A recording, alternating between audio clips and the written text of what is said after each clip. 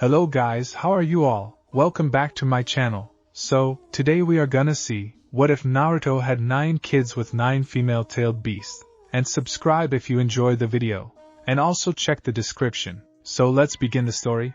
The autumn wind swept through Konogakure, carrying with it the scent of changing seasons and the whisper of secrets long buried.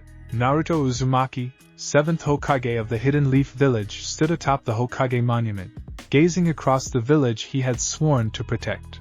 At 32 years old, he had achieved everything he'd once dreamed of as a child: respect, recognition, and a position of ultimate responsibility. His blonde hair, now slightly longer and more controlled than his wild youth, ruffled in the breeze as he watched the sun dip toward the horizon. But lately, something had been troubling him. Dreams that felt more like memories, visions that came unbidden in moments of meditation, and a persistent pulling sensation in his chest where Kurama's chakra once resided fully. The nine-tailed fox, his oldest companion and friend, had been unusually quiet these past few weeks, speaking in riddles when Naruto tried to discuss the strange feelings. "You sense them too, don't you?" Kurama's voice rumbled in his mind, deeper and more serious than usual. "Sense what, Kurama? You've been cryptic for weeks now. If something's wrong, just tell me," Naruto responded, frustration creeping into his mental voice. Before Kurama could answer, the world around Naruto shifted. The village faded into white light, and suddenly he found himself standing in a familiar ethereal plane, the same space where he'd once met the Sage of Six Paths during the war. The ground beneath his feet was like water that didn't wet, reflecting a star-filled sky above and below. "Naruto Uzumaki," came a voice both ancient and warm. The Sage of Six Paths materialized before him, his six-tomo Rinnegan eyes regarding Naruto with an expression that mixed pride and concern. "It is time you learn the truth about the bonds you forged 15 years ago." Naruto's eyes widened. "Sage? What's going on? Why bring me here?" The sage raised his staff, and images began to form in the air around them, memories of the Fourth Shinobi War, of Naruto meeting each of the tailed beasts, of the unprecedented bond he'd formed with all 9 of them. When you connected with the tailed beasts during the war, when you learned their names and shared your chakra with them, you created something that had never existed before in the history of this world. "I remember," Naruto said softly. "They all helped me. We became friends. More than friends, Naruto. You became family." The sage's expression grew more serious. "The tailed beasts are beings of pure chakra, but they are also alive in ways that transcend human understanding. They have genders, personalities, emotions, and in their female aspects, something extraordinary occurred when they bonded with you." Naruto felt his heart begin to race. "What do you mean, female aspects? I thought Kurama was." "I am male, kid," Kurama interjected, his voice carrying an emotion Naruto had rarely heard from him: nervousness. "But each of us tailed beasts exists in a state of duality. We have both masculine and feminine aspects to our nature. When you formed those bonds, when you shared your chakra so freely and accepted us so completely." The sage waved his hand, and 9 new images appeared, 9 young girls and teenagers, each in different locations across the ninja world. Naruto stepped closer, studying each face, and felt something stir deep within him, a recognition that went beyond sight. One girl, around 14 years old, sat alone in a desert, manipulating sand with an expression of angry concentration. Another, slightly younger, swam through deep ocean waters with scales shimmering along her arms. Twins with matching blue flames dancing on their fingertips sparred in a mountain clearing. A girl with white hair generated steam as she ran through a forest at impossible speeds. Another meditated in a cave, surrounded by bubbling acidic pools. A free-spirited teenager flew through the sky on wings made of chakra and scales. A serious-looking girl in a port city manipulated ink into solid constructs. And finally, a powerful-looking girl with dark hair practiced martial arts near an active volcano, lava responding to her movements. "These are..." Naruto couldn't finish the sentence, his mind reeling. "Your daughters," the sage said gently. 9 children, born from the unique bond between your chakra and the feminine aspects of each tailed beast. When you shared your power with them, when you acknowledged them and gave them friendship after centuries of hatred and fear, something unprecedented happened. The boundaries between physical and spiritual, between human and bijou blurred. These children are the result, part human, part tailed beast, carrying legacies of both. Naruto staggered backward, his mind struggling to process this revelation. But how? When? I never. Hinata and we have Boruto and Himawari, but I never. This transcends human reproduction, Naruto, the sage explained. These children were born from chakra itself, manifestations of the bonds you forged. They came into being gradually over the years following the war, appearing in different parts of the world, each carrying a portion of their respective tailed beast's power, and your own genetic legacy. They are as much your children as Boruto and Himawari, though conceived through means that have never occurred before and may never occur again. Kurama finally spoke aloud in the mindscape, his massive form appearing beside Naruto. I've known for some time, Kit. We all have. All 9 of us tailed beasts. We could feel them, sense our power manifesting in these new forms. But we didn't know how to tell you. How do you explain to someone that they're a father 9 times over through mystical means they couldn't control or even perceive? Naruto's legs gave out, and he sank to the reflective ground, his hands trembling. 9 daughters. 9 girls who've been growing up without me. Without knowing who they are or where they come from. His voice cracked with emotion. What kind of father does that make me? One who didn't know, the sage said firmly. You cannot blame yourself for ignorance of forces beyond your understanding. But now you do know, and now you must choose. These girls are in danger, Naruto. Their power makes them targets. Already, there are those who sense something different about them, who would use them for their own ends. The images shifted, showing shadowy figures watching each girl from a distance, taking notes, making plans. Naruto's expression hardened, the shock giving way to determination. The same fierce protectiveness he felt for all his loved ones now extending to these 9 unknown daughters. Tell me everything, he said, standing up with renewed purpose. Their names, where they are, what they can do. If they're my daughters, if they're in danger, then I need to find them. I need to protect them. The sage smiled, a gesture of approval. Their names are echoes of their heritage. Saika, daughter of Shikaku, wields sand in the deserts near Sunagakure. The twins, Hamura and Kasai, carry Matatabi's blue flames in the land of lightning. Mizuki, Isabu's child, protects ancient waters near the land of water. Anko, fierce as Son Goku himself, trains in volcanic regions of the land of earth. Karen, though not the one you know, inherited Kokuo's steam and speed, living in the forests of the land of iron. Rokuro, Saiken's daughter, studies medicine and alchemy in a hidden village to the south. Nanami, blessed with Komiai's flight, roams the mountains freely. And Hachiyo, Gyuki's child, lurks in the shadows of port cities, master of ink and illusion. As the sage spoke each name, the corresponding image grew clearer, and Naruto felt something click into place with each one. It was like finding pieces of himself he hadn't known were missing. He could feel threads of connection, faint but real, linking his heart to each of these girls. What about Kurama? Naruto asked, looking at his oldest friend. Is there a 9th daughter from you? Kurama looked away, uncharacteristically bashful. There is Kit. But her situation is complicated. She's closer than you think, and you'll understand when the time comes. For now, focus on the others. They need you more immediately. Naruto wanted to press further, but he recognized Kurama's tone. There were some things that needed to unfold in their own time. Alright. So what do I do? Just show up and tell them hi, I'm your father? They don't know me. They've lived their whole lives without me. Why would they even believe me, let alone accept me? That, the sage said, is the challenge you must face. Each of these girls has grown up differently, shaped by their circumstances and the unique nature of their powers. Some have been alone, struggling to understand abilities that set them apart.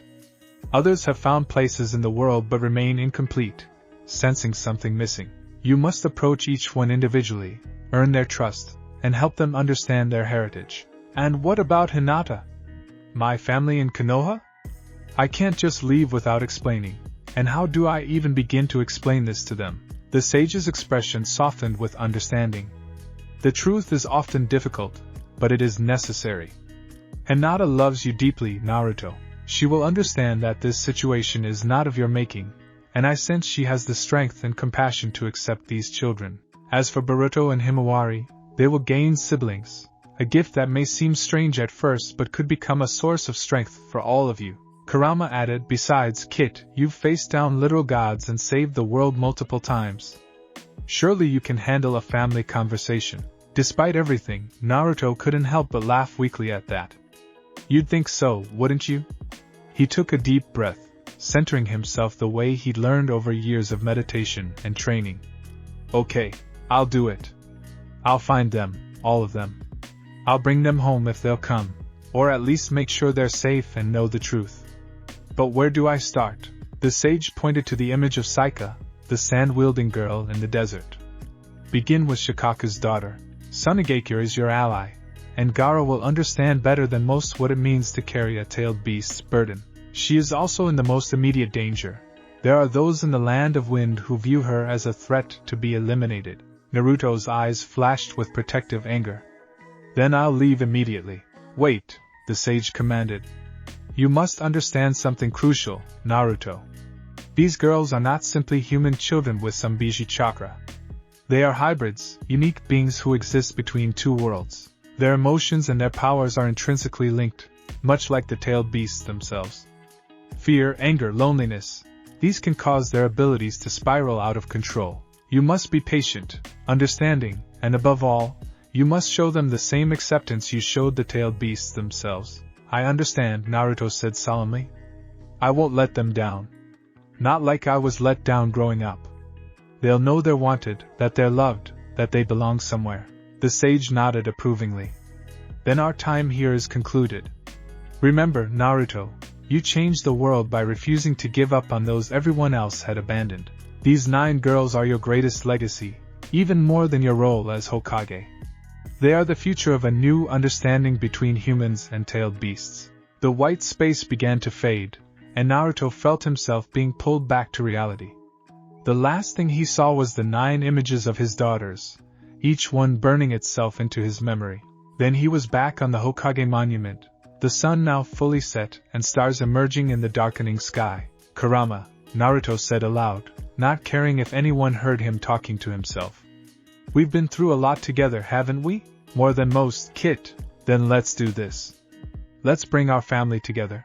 Our family? Kurama repeated, and Naruto could hear the smile in his voice. I like the sound of that. The walk back to the Hokage's residence felt both too long and too short. Naruto's mind raced with everything he needed to say, trying to find the right words to explain the inexplicable. How did you tell your wife that you had 9 other children you'd never known about? How did you make her understand that it wasn't infidelity but something far stranger and more mystical? Hinata was in the kitchen when he arrived, preparing tea with the graceful efficiency she brought to everything. She looked up as he entered, and her smile faded immediately when she saw his expression. Naruto-kun? What's wrong? She set down the teapot and moved to his side, her Byakugan eyes searching his face with concern. Hinata, we need to talk. About something important. Something that's going to sound absolutely insane, but I swear to you it's true. He took her hands in his, drawing strength from her touch. They sat together at the kitchen table, and Naruto told her everything. He started with the vision, the sage's revelation, and the existence of the 9 daughters scattered across the ninja world. He explained the nature of their conception, the danger they faced, and his need to find them. To her credit, Hinata listened to the entire story without interrupting, though he could see the play of emotions across her face: shock, confusion, concern, and finally, understanding. When he finished, silence hung heavy between them for a long moment. Show me, she finally said. Naruto blinked. Show you? If Kurama knows about them, if they carry his chakra and the chakra of the other tailed beasts, then you should be able to sense them, shouldn't you? Show me this connection. Naruto closed his eyes, reaching deep within himself to the place where Kurama's chakra intertwined with his own. The fox's power responded immediately, and through it, he could feel those 9 threads of connection the sage had mentioned. He focused on them, and suddenly he gasped. I can feel them, he whispered. It's faint, but they're there. 9 distinct presences, each one different but all of them connected to me. He opened his eyes to find Hinata activating her Byakugan. staring at him intently. I can see it, she breathed. Your chakra network. There are 9 points where your chakra extends outward, like threads reaching across impossible distances. Naruto-kun, this is real. I told you it was, he said softly. Hinata deactivated her Byakugan and looked at him with those pearl-white eyes that had always seen through to his heart. These girls, they're truly your daughters, born from your bond with the tailed beasts, carrying your legacy. A complex expression crossed her face. And they've been alone all this time, not knowing why they're different, or who they really are. Hinata, I know this is a lot to process. I don't expect you to just accept. She placed a finger on his lips, silencing him. Naruto-kun, do you remember what I told you when we first started dating? That I admired how you never gave up on anyone, how you always tried to save people even when everyone else abandoned them. She smiled, tears glistening in her eyes. These girls are your daughters. They're part of you, and that makes them part of our family. Of course we have to bring them home. Naruto felt his own eyes burning with tears. You mean that? You're not angry or hurt or, how could I be angry about something you didn't even know was happening? Hinata said reasonably. If anything, I'm sad for these girls who've grown up without a father. But that changes now, doesn't it? We'll find them together. I was planning to go alone, Naruto admitted. I didn't want to impose this burden on you. Hinata gave him a stern look, one he'd learned over the years meant she wouldn't be argued with. Naruto Uzumaki, if you think I'm letting you handle this alone, you clearly don't know me as well as you should by now. These girls will need more than just a father, they'll need a family, someone who can show them what it means to belong. Besides, she added with a slight smirk, you're terrible at emotional conversations. You'll need my help. Despite everything, Naruto laughed. Yeah, you're probably right about that. What about Boruto and Himawari? Hinata asked. They should know they have sisters. We'll tell them tomorrow, Naruto decided. Let's get our own heads around this first, then we'll explain it to the kids. Knowing Boruto, he'll either think it's the coolest thing ever or complain that he's not special anymore. He'll adjust, Hinata said confidently. And Himawari will probably be excited to have sisters. She's always wanted a bigger family. They talked long into the night, making plans and discussing logistics. Naruto couldn't leave Konoha indefinitely. He had responsibilities as Hokage. But he could delegate to Shikamaru and take extended trips to find each daughter. Hinata would come with him when possible, and they would bring each girl back to meet the family if she was willing. As dawn approached and they finally headed to bed, Naruto felt a weight lift from his shoulders. He wasn't facing this alone. He never had been truly alone, not since Hinata had stood by his side. But knowing she supported him even in this impossible situation reminded him why he'd fallen in love with her in the first place. The next morning, Naruto sat in the Hokage's office, Shikamaru Nara lounging in the chair across from him with his characteristic lazy posture that hid a brilliant tactical mind.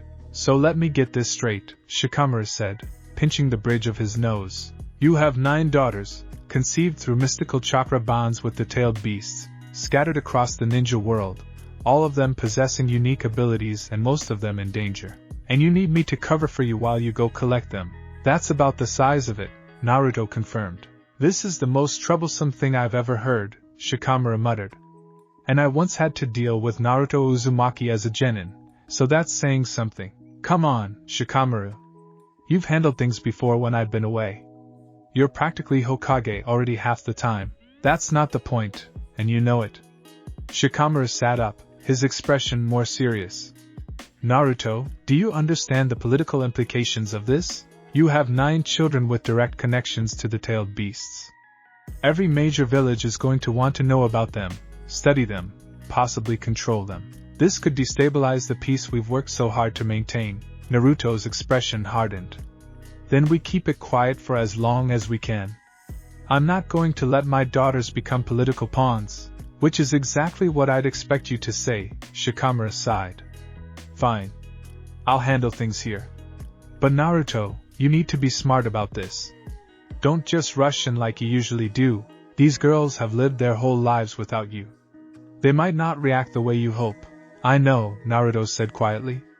That's what scares me most. Shikamaru stood and moved to the window, looking out over the village. For what it's worth, I think you'll be a good father to them. You've already proven that with Boruto and Himawari, even if Boruto doesn't always appreciate it. Just remember that every kid is different. What works for one won't work for another. Thanks, Shikamaru. That means a lot. Yeah? Now get out of here. You have a daughter to find in Sunagakure. I'll send word to Gaara that you're coming. I'm sure he'll be very interested in this development. 2 days later, Naruto stood at the gates of Sunagakure, the massive village hidden in the sand stretching before him.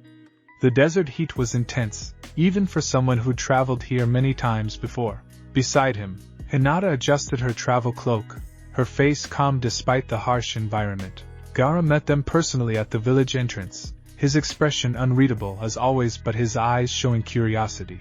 The fifth Kazekage had aged well, his red hair now longer, and his presence more commanding than ever. Naruto. Hinata. Shikamaru's message was cryptic. He said you needed to discuss a matter of great importance regarding a young woman in my village. Gaara's sand gorge shifted slightly, as if responding to his emotions. It's complicated, Gaara. Can we talk somewhere private? They were led to the Kazekage's office, where Naruto explained the situation once again. Gaara listened with the same intense focus he brought to all important matters, and when Naruto finished, he was silent for a long moment. Shikaku's daughter, Gaara finally said.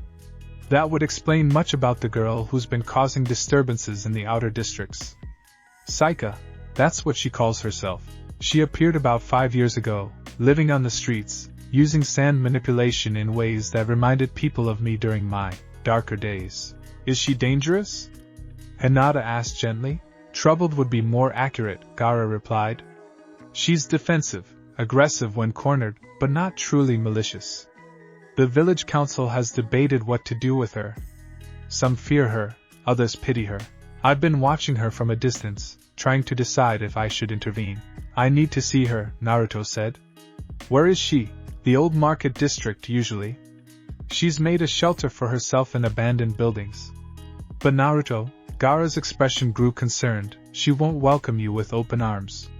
She's learned to trust no one. Then I'll just have to change that, Naruto said with determination. After all, I never give up. That's my ninja way. Gaara almost smiled. Indeed it is. I'll take you to her location, but the rest is up to you. And Naruto? For what it's worth, I understand what she's going through better than most. If you need any help, you have it. Thank you, Gaara. That means everything. As they prepared to find Saika, Naruto felt his heart pounding. This was it.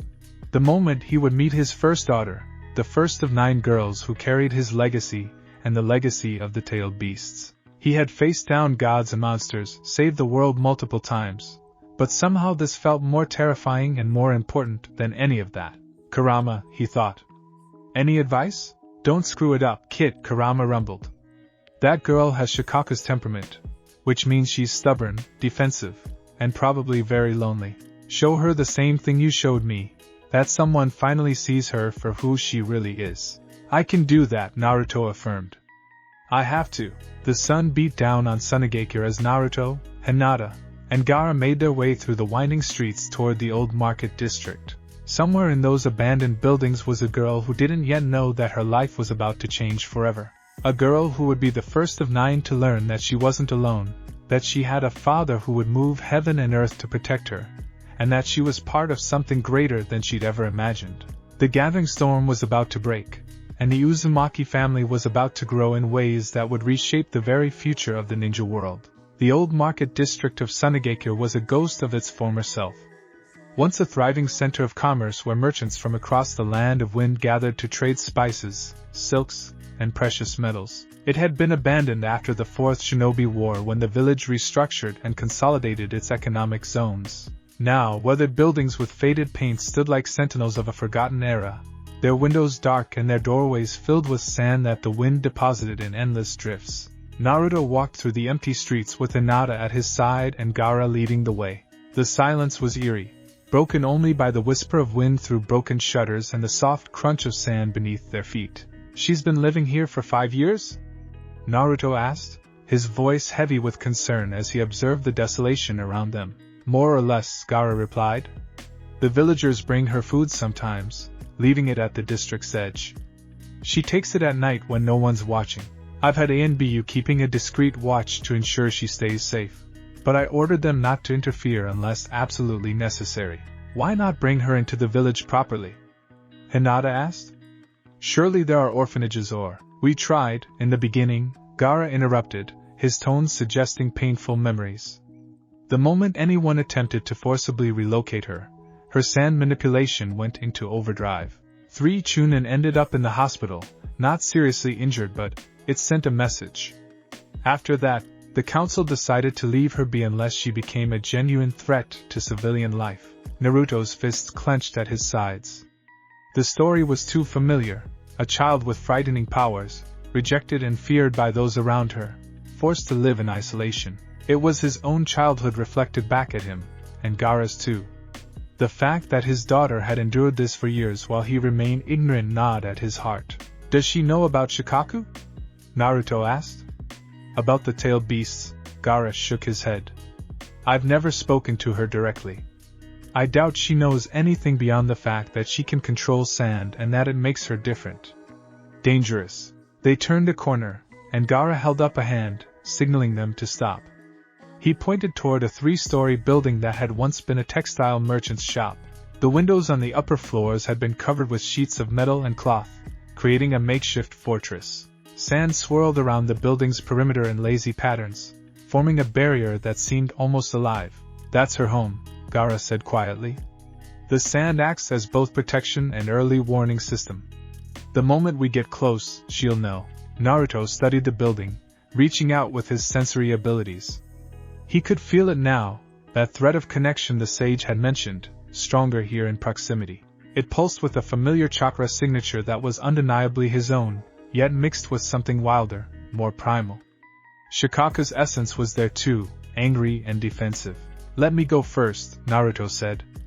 Alone. Naruto, that might not be wise, Hinata cautioned, her Byakugan activated and scanning the area. I can see her chakra network from here. It's volatile. If she reacts badly, you might need backup. She's my daughter, Naruto said firmly but gently. I need to do this right. If she sees a group approaching, she'll think it's an attack. But one person, coming alone, showing trust, that might get through to her. Gaara nodded slowly. I understand. Hinata and I will stay here, but we'll be ready to intervene if necessary. Naruto took a deep breath, centering himself the way Jiraiya had taught him so many years ago. Then he stepped forward, walking openly toward the building. The sand at the perimeter immediately reacted, swirling faster and rising into a defensive wall. Saika! Naruto called out, his voice carrying across the empty street. My name is Naruto Uzumaki. I'm not here to hurt you or force you to do anything. I just want to talk. For a moment, there was no response. Then a voice rang out from one of the upper windows, young, sharp, and filled with suspicion. Naruto Uzumaki? The Hokage? The accent was distinctly from the Land of Wind, but there was something else in the cadence that reminded Naruto of himself. What does the famous hero of the ninja world want with me? Come to cart me off somewhere? Lock me up because I'm too dangerous? No, Naruto said honestly. I came because I only just learned that you exist, and because you deserve to know the truth about who you are. I know who I am, Saika shot back. I'm the freak who controls sand. The monster the merchants warn their children about. The reason the ANBU patrol this district. So unless you've got something new to tell me, you can leave. Naruto moved closer, and the sand wall rippled threateningly. He stopped, holding his hands up in a peaceful gesture. What if I told you that you're not a freak, that your powers come from a specific source, one that I understand better than almost anyone alive? There was a pause. Then keep talking. The sand manipulation, the way you can control it instinctively, the connection you probably feel to something larger than yourself, it comes from Shikaku, the one-tailed beast. And through Shikaku, it comes from me. You're my daughter, Saika. The sand wall exploded outward in a shower of particles, and suddenly a figure was standing atop it. Naruto got his first clear look at his daughter. Saika was 14 years old but looked older, hardened by years of surviving alone. She had his blonde hair, though hers was cut short and wild, sticking up in spikes that somehow managed to look both deliberate and chaotic. Her eyes were a striking amber color, like desert sand caught in sunlight, with vertical slit pupils that marked her tailed beast heritage. She wore practical desert clothing, loose pants, wrapped sandals, and a sleeveless top that left her arms bare, revealing lean muscle built from constant training and survival. Her expression was a mixture of anger, confusion, and something that might have been desperate hope quickly being smothered. "That's the most ridiculous lie I've ever heard," she said, but her voice wavered slightly. "The Hokage doesn't have a secret daughter living in the slums of Sunagakure. That's not how the world works." "You're right.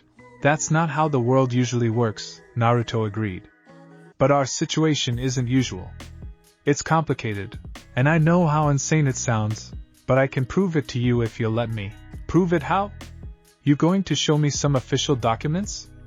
A birth certificate that miraculously appeared after 14 years? The sarcasm was thick, but Naruto could hear the pain underneath it. This was a girl who'd learned not to hope because hope hurt too much when it was crushed. "I can show you our connection," Naruto said. He reached into his chakra network, pulling forth Kurama's power. Golden chakra began to emanate from his body, forming the familiar cloak of the Nine Tails. "You feel it, don't you? The resonance between my chakra and yours?" Saika's eyes widened, and involuntarily, sand began to swirl around her in response, forming patterns that matched the flow of Naruto's chakra. The two forces, Nine Tails chakra and Shikaku influenced sand, moved in harmony, creating a dance of gold and tan. What is this?" Saika whispered, staring at her hands as the sand responded to something she couldn't control. "It's recognition," Naruto said softly, letting the chakra cloak fade. "Your chakra knows mine because we're connected by blood and by the bonds I formed with Shikaku 15 years ago. I didn't know you existed until 3 days ago, Saika. If I had known, I would have come for you the day you were born. I would never have let you grow up alone." Saika's legs seemed to give out, and she sat heavily on the sand wall, her amber eyes fixed on Naruto with an intensity that was almost painful to meet. "You're serious? You actually believe this?" "I know it's true," Naruto said. "And I know it's a lot to take in. I'm not asking you to accept it all at once, or to trust me immediately. But I am asking you to give me a chance to explain everything. Can you do that?" For a long moment, Saika just stared at him. Then, slowly, the sand wall lowered, creating steps that led up to where she sat. It was an invitation. Naruto climbed the sand stairs, marveling at their stability and craftsmanship. Shikaku's power had always been formidable, and seeing it wielded with such instinctive skill by someone so young was impressive. When he reached Saika's level, he sat down beside her, careful to maintain a respectful distance. Up close, he could see more details. Her hands had calluses from hard living, and there were old scars on her arms, some from fighting, others that looked self-inflicted from someone learning to control dangerous powers alone. His heart ached for what she'd endured. "Okay," Saika said, her voice carefully neutral. "Explain. Start from the beginning and don't leave anything out." "I've gotten good at spotting lies." So Naruto told her everything. He spoke of the Fourth Shinobi War, of how he met each of the tailed beasts and learned their names, breaking cycles of hatred that had lasted for centuries. He explained how he'd formed unprecedented bonds with all 9 Bijou, sharing his chakra freely and treating them as friends rather than tools or monsters. He told her about the Sage of Six Paths revelation, about the 9 daughters born from those mystical bonds, each carrying the legacy of their respective tailed beast. He explained that he'd only just learned of her existence, along with her 8 sisters scattered across the world. Saika listened without interrupting, her expression carefully guarded. When he finished, she was quiet for several minutes, processing everything. 8 sisters, she finally said. "I have 8 sisters I've never met." "Yes," Naruto confirmed. "I'm planning to find them all, to bring you together if you're willing." "And your wife? The one everyone knows about, Hinata Hyuga? She's okay with you suddenly having 9 secret daughters?" "She's waiting down the street actually," Naruto said with a slight smile. "And yes, she understands. She wants to meet you, if you're comfortable with that."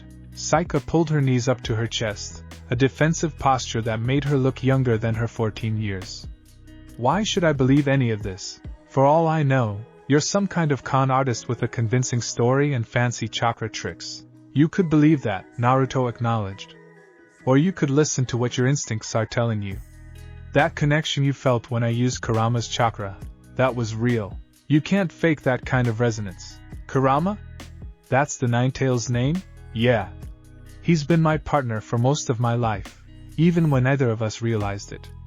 Want to meet him? Before Saika could respond, Kurama's voice echoed in both their minds, a trick the fox had developed to communicate with those who carried tailed beast chakra. Hello, Kit. You have Shikaku's stubbornness, I see. Saika jerked in surprise, sand exploding around her defensively before she regained control. What? Who said that? That was Kurama, Naruto explained calmly. He can communicate telepathically. Don't worry, he won't hurt you.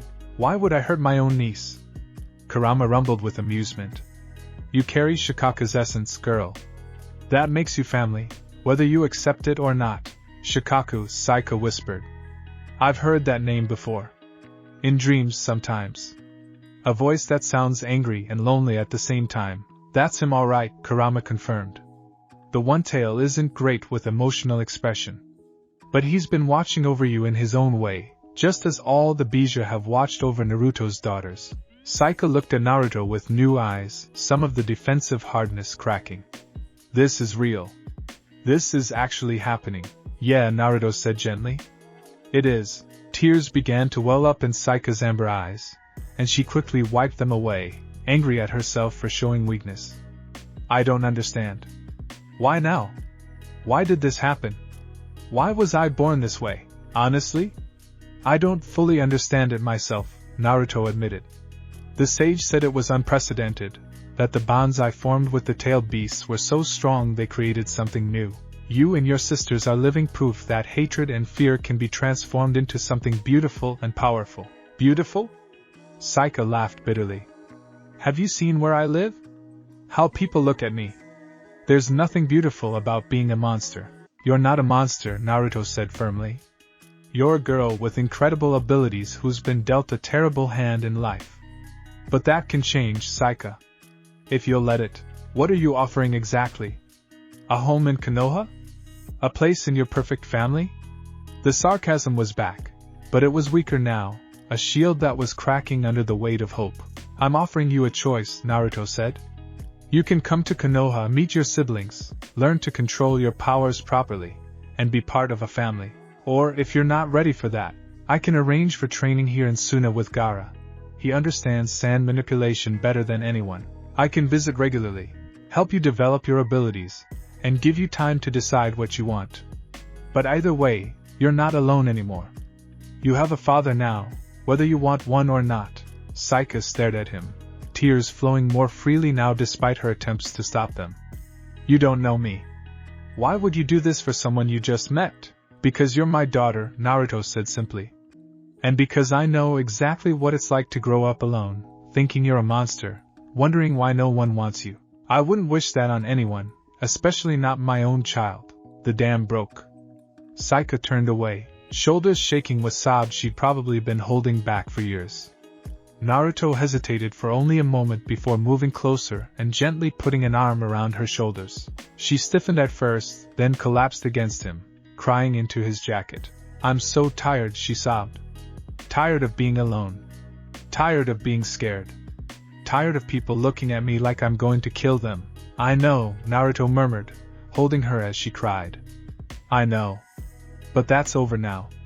You don't have to be alone anymore. They sat like that for several minutes, father and daughter meeting for the first time, sharing pain that had defined both their lives. The sand around them had settled, no longer defensive but calm, almost peaceful. When Saika's tears finally subsided, she pulled back, wiping her face with her sleeves. Sorry. That was... I don't usually. Don't apologize for being human, Naruto said with a warm smile. Trust me, I've cried more times than I can count. It doesn't make you weak, it makes you real. Saika managed a weak smile in return, the first genuine one Naruto had seen from her. It transformed her face, making her look younger and less hardened. So what now? Now, if you're comfortable with it, I'd like you to meet Hinata. Then maybe we can talk about your options. Whether you want to come back to Konoha with us or stay here for a while with proper support. No pressure either way. Saika took a deep breath, squaring her shoulders. Okay. I can meet her. But I'm not great with people. I might say something wrong or... Hinata is the kindest person I know, Naruto assured her. She already knows about you and wants to help. Just be yourself. They climbed down from the sand wall, which dissolved back into loose particles once they reached the ground. As they walked toward where Gaara and Hinata were waiting, Saika kept glancing at Naruto, as if afraid he might disappear as she looked away too long. Hinata stepped forward as they approached, her expression warm and welcoming. Gaara remained back slightly, observing with his usual calm intensity. Saika, Hinata said gently. It's so good to finally meet you. Naruto has told me about you, and I want you to know that you're welcome in our family. Saika looked uncomfortable with the open acceptance, shifting her weight from foot to foot. Thanks. I guess. She paused, then added with characteristic bluntness. You're really okay with your husband suddenly having 9 kids you didn't know about? Hinata smiled, not at all put off by the directness. I'll admit it was a shock at first. But Naruto didn't choose this any more than you did. What matters is what we do now that we know. And right now, what I want is to help you feel safe and cared for, the way every child deserves. Gaara stepped forward then, and Saika immediately tensed. The Kazekage's expression softened slightly, an impressive emotional display for someone usually so stoic. Saika, he said quietly. I owe you an apology. I've been aware of your situation for years but chose not to intervene directly, thinking it was better to let you have your freedom than to force help upon you. I see now that may have been a mistake. I, of all people, should have understood what you were going through.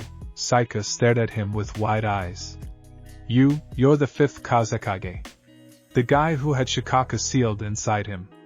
I know the stories. Then you know I understand what it's like to carry a Biju's power, to be feared and isolated because of abilities you didn't choose. Gaara's sand gorge shifted, and a small amount of sand extended towards Saika in a gesture that was almost like a handshake.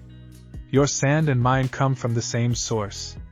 We're connected in that way. Cautiously, Saika extended her own sand, and the two flows met in the air between them, swirling together in recognition. It was a moment of connection between two people who'd both carried Shikaku's burden, though in different ways. If you choose to stay in Sunagakure, Gaara continued, I would be honored to train you personally. To teach you control and help you understand the gift you've been given. But if you choose to go to Konoha with Naruto, you'll have my full support, and an open invitation to visit whenever you wish. Saika pulled her sand back, overwhelmed by the sudden abundance of care and attention from people she'd only just met. I need time to think. This is all happening too fast. Of course, Naruto said. Why don't we go somewhere more comfortable? Gaara, is there a place where we could talk privately? The Kazekage residence has guest quarters, Gaara offered. You're welcome to stay as long as needed. They made their way through the village, drawing curious stares from residents who recognized Naruto and Hinata but were confused by the presence of the girl they'd only seen from a distance. Saika walked close to Naruto, using him as a shield against the attention. In the guest quarters, they sat around a low table while refreshments were brought. Saika ate ravenously, and Naruto realized she probably hadn't had a proper meal in days. Hinata noticed too and made sure her plate stayed full without drawing attention to it. As they talked, Saika gradually opened up more. She spoke about her earliest memories, waking up in the desert at age 9 with no memory of how she'd gotten there, only knowing her name and her ability to control sand. She'd wandered into Sunagakure, hungry and desperate, and had been met with fear and rejection when she'd instinctively used her powers to defend herself from aggressive merchants. I didn't mean to hurt anyone, she said quietly. I just got scared, and the sand, it protected me. But after that, everyone knew I was different. Dangerous. The same thing happened to me when I was young, Naruto shared. Kurama's chakra would leak out when I was emotional or in danger. People got hurt, even though I didn't mean for it to happen. I understand what that fear is like, the fear of your own power. Saika looked at him with surprise. Really? But you're the Hokage. You saved the world. How did you go from that to this? A lot of hard work, good friends, and teachers who saw past the monster everyone else thought I was, Naruto said. And that's what I want to offer you, the chance to become whoever you want to be, without fear or judgment. As the evening wore on, they discussed practical matters. Naruto explained about her 8 sisters, showing her the information the sage had provided about each one. Saika was particularly interested in the twins, Hamura and Kasai, who were closest to her age. Do they know about each other? She asked. The sisters, I mean? Not yet, Naruto admitted. You're the first one I've found. But as I locate each of them, I'll bring you all together, if that's what you want. I think. Saika hesitated, then continued more firmly. I think I'd like that. I've been alone my whole life. The idea of having sisters, people who might actually understand what it's like. That sounds nice. Hinata smiled warmly. You'll love them, I'm sure. And they'll love you. What about your other kids? Saika asked, looking between Naruto and Hinata. Boruto and Himawari, right? Are they going to be okay with suddenly having 9 half-sisters? They don't know yet, Naruto admitted. We're planning to tell them when we get back to Konoha. But I think they'll be excited. Himawari especially, she's always wanted more siblings. And Boruto? Naruto laughed. Boruto is complicated. He's 13 and going through that phase where he finds his dad embarrassing. But underneath all that teenage attitude, he's a good kid with a strong sense of family. He'll come around. Saika nodded slowly, processing all of this. Then she asked the question Naruto had been expecting. So what exactly are we? Your daughters, I mean. You said we're part human, part tailed beast. What does that actually mean? Gaara leaned forward, interested in this answer as well. Naruto took a moment to organize his thoughts. According to the Sage of 6 Paths, you're something entirely new, he explained. You're not Jinchuriki. You don't have a tailed beast sealed inside you. Instead, you carry the essence of the Bijou in your very genetics, mixed with my own. You're hybrids, I guess you could say. That's why your powers are so intrinsic to who you are, and why they respond to your emotions the way the tailed beast's powers do. Can we die? Saika asked bluntly. Or are we immortal like the Bijou? You can die, Kurama's voice answered in all their minds, making Gaara start slightly. You're mortal, but you'll likely live longer than normal humans and be much harder to kill. Your healing factor is enhanced, and you have reserves of chakra that would make most Jonin jealous. So we're like superpowered humans?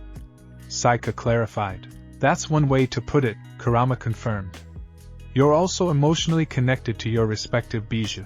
Shikaku can sense what you're feeling, and in moments of extreme emotion or danger, you might be able to tap into deeper wells of his power. Saika absorbed this with a thoughtful expression. Can I talk to Shikaku? Like Naruto talks to you? There was a pause, then a new voice entered the mental space, rougher than Kurama's, with an edge of perpetual irritation that somehow didn't feel malicious. So the brat finally wants to acknowledge me. Shikaku's voice carried a mixture of annoyance and what might have been affection. Took you long enough, kid. Saika's eyes went wide. That's your Shikaku? Yeah, I'm the great Shikaku, the one-tail, master of sand and all that. And you're the kid who's been using my power without even knowing where it came from. We should probably have a proper introduction. Yes. I'd like that, Saika said, looking both nervous and excited. Good. Because like it or not, we're stuck with each other. Might as well make the best of it. There was a pause, then Shikaku's voice softened slightly. You've done well, surviving on your own all this time, better than most would have. I'm not entirely displeased with how you've turned out. Coming from Shikaku, Naruto knew that was high praise.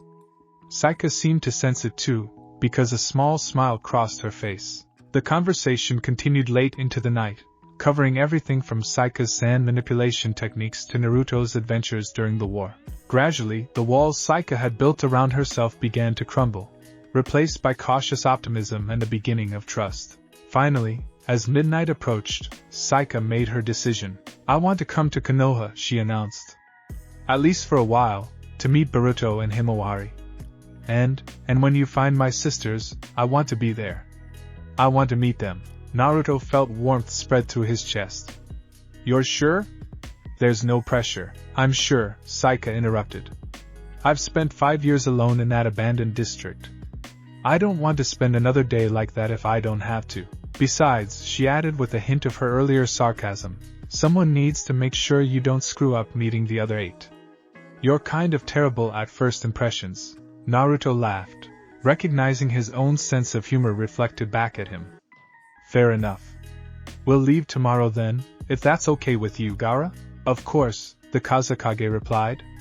But Saika, remember, Sunagakure will always be here if you need it. You're not abandoning your home by leaving. You're expanding it. Saika nodded, looking grateful. Thank you? For everything. For not forcing me into anything, and for understanding. That night, Saika stayed in the guest quarters with Naruto and Hinata. She was given her own room, but Naruto noticed she kept her door slightly open, as if afraid to be completely isolated. Old habits from years of vigilant survival died hard. As Naruto lay in bed with Hinata curled against him, he reflected on the day's events. 1 daughter found, 8 more to go. But already, he could feel the change, in himself and in the world around him. His family was growing in ways he never imagined, and somehow, despite all the complexity and challenges ahead, it felt right. You did well today, Hinata whispered in the darkness. She's a good girl, underneath all that armor she's built up.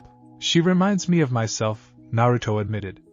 Angry at the world, defensive, but desperate for connection. It breaks my heart that she had to go through what she did, but she doesn't have to go through it anymore, Hinata reminded him. You found her. You saved her, just like you save everyone. 1 down, Naruto murmured. 8 to go. In her room, Saika lay awake, staring at the ceiling. For the first time in 5 years, she wasn't alone in a building. For the first time in her memory, someone had called her family. It was terrifying and wonderful all at once. Get some sleep, kid, Shikaku's voice rumbled in her mind. Tomorrow starts your new life. Might as well be rested for it. Shikaku? Saika thought back.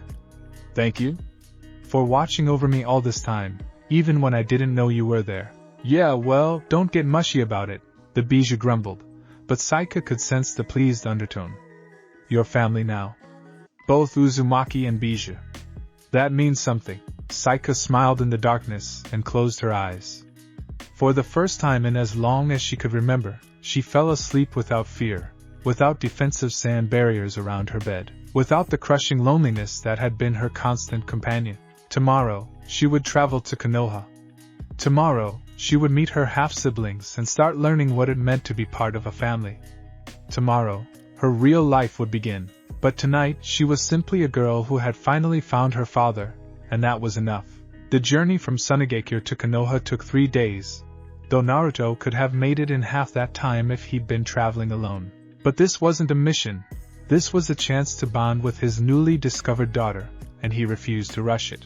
Saika proved to be a capable traveler, her years of survival making her resourceful and observant. She moved through the terrain with practiced efficiency, and Naruto noticed how she unconsciously used her sand manipulation to smooth their path, clear obstacles, and even create shelters when they stopped to rest. You've got incredible control, Naruto commented on the second day as he watched her craft a sand windbreak to protect their campfire. Did you teach yourself all of this? Saika shrugged, looking somewhat embarrassed by the praise. I had to learn.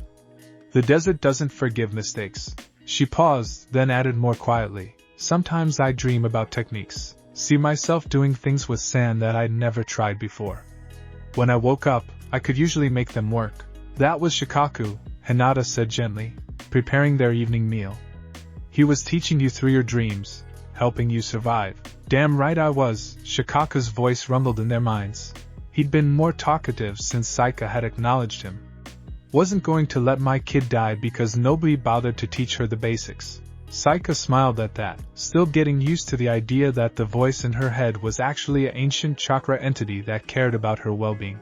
As they traveled, Naruto told Saika about Konoha, about her half-siblings Boruto and Himawari, and about the world beyond the deserts of the Land of Wind.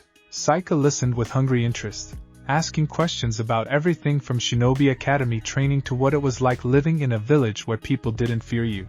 What if they don't like me? She asked on the third morning as the forest surrounding Konoha came into view. Boruto and Himawari, I mean. What if they think I'm weird or dangerous? Then they'll get over it, Naruto said firmly. And honestly, Saika, you're probably the most normal thing to happen to our family lately. Boruto once accidentally destroyed half the Hokage's office with a jutsu gone wrong, and Himawari unlocked her Byakugan during a temper tantrum and nearly knocked me out. Trust me, weird is relative in the Uzumaki household.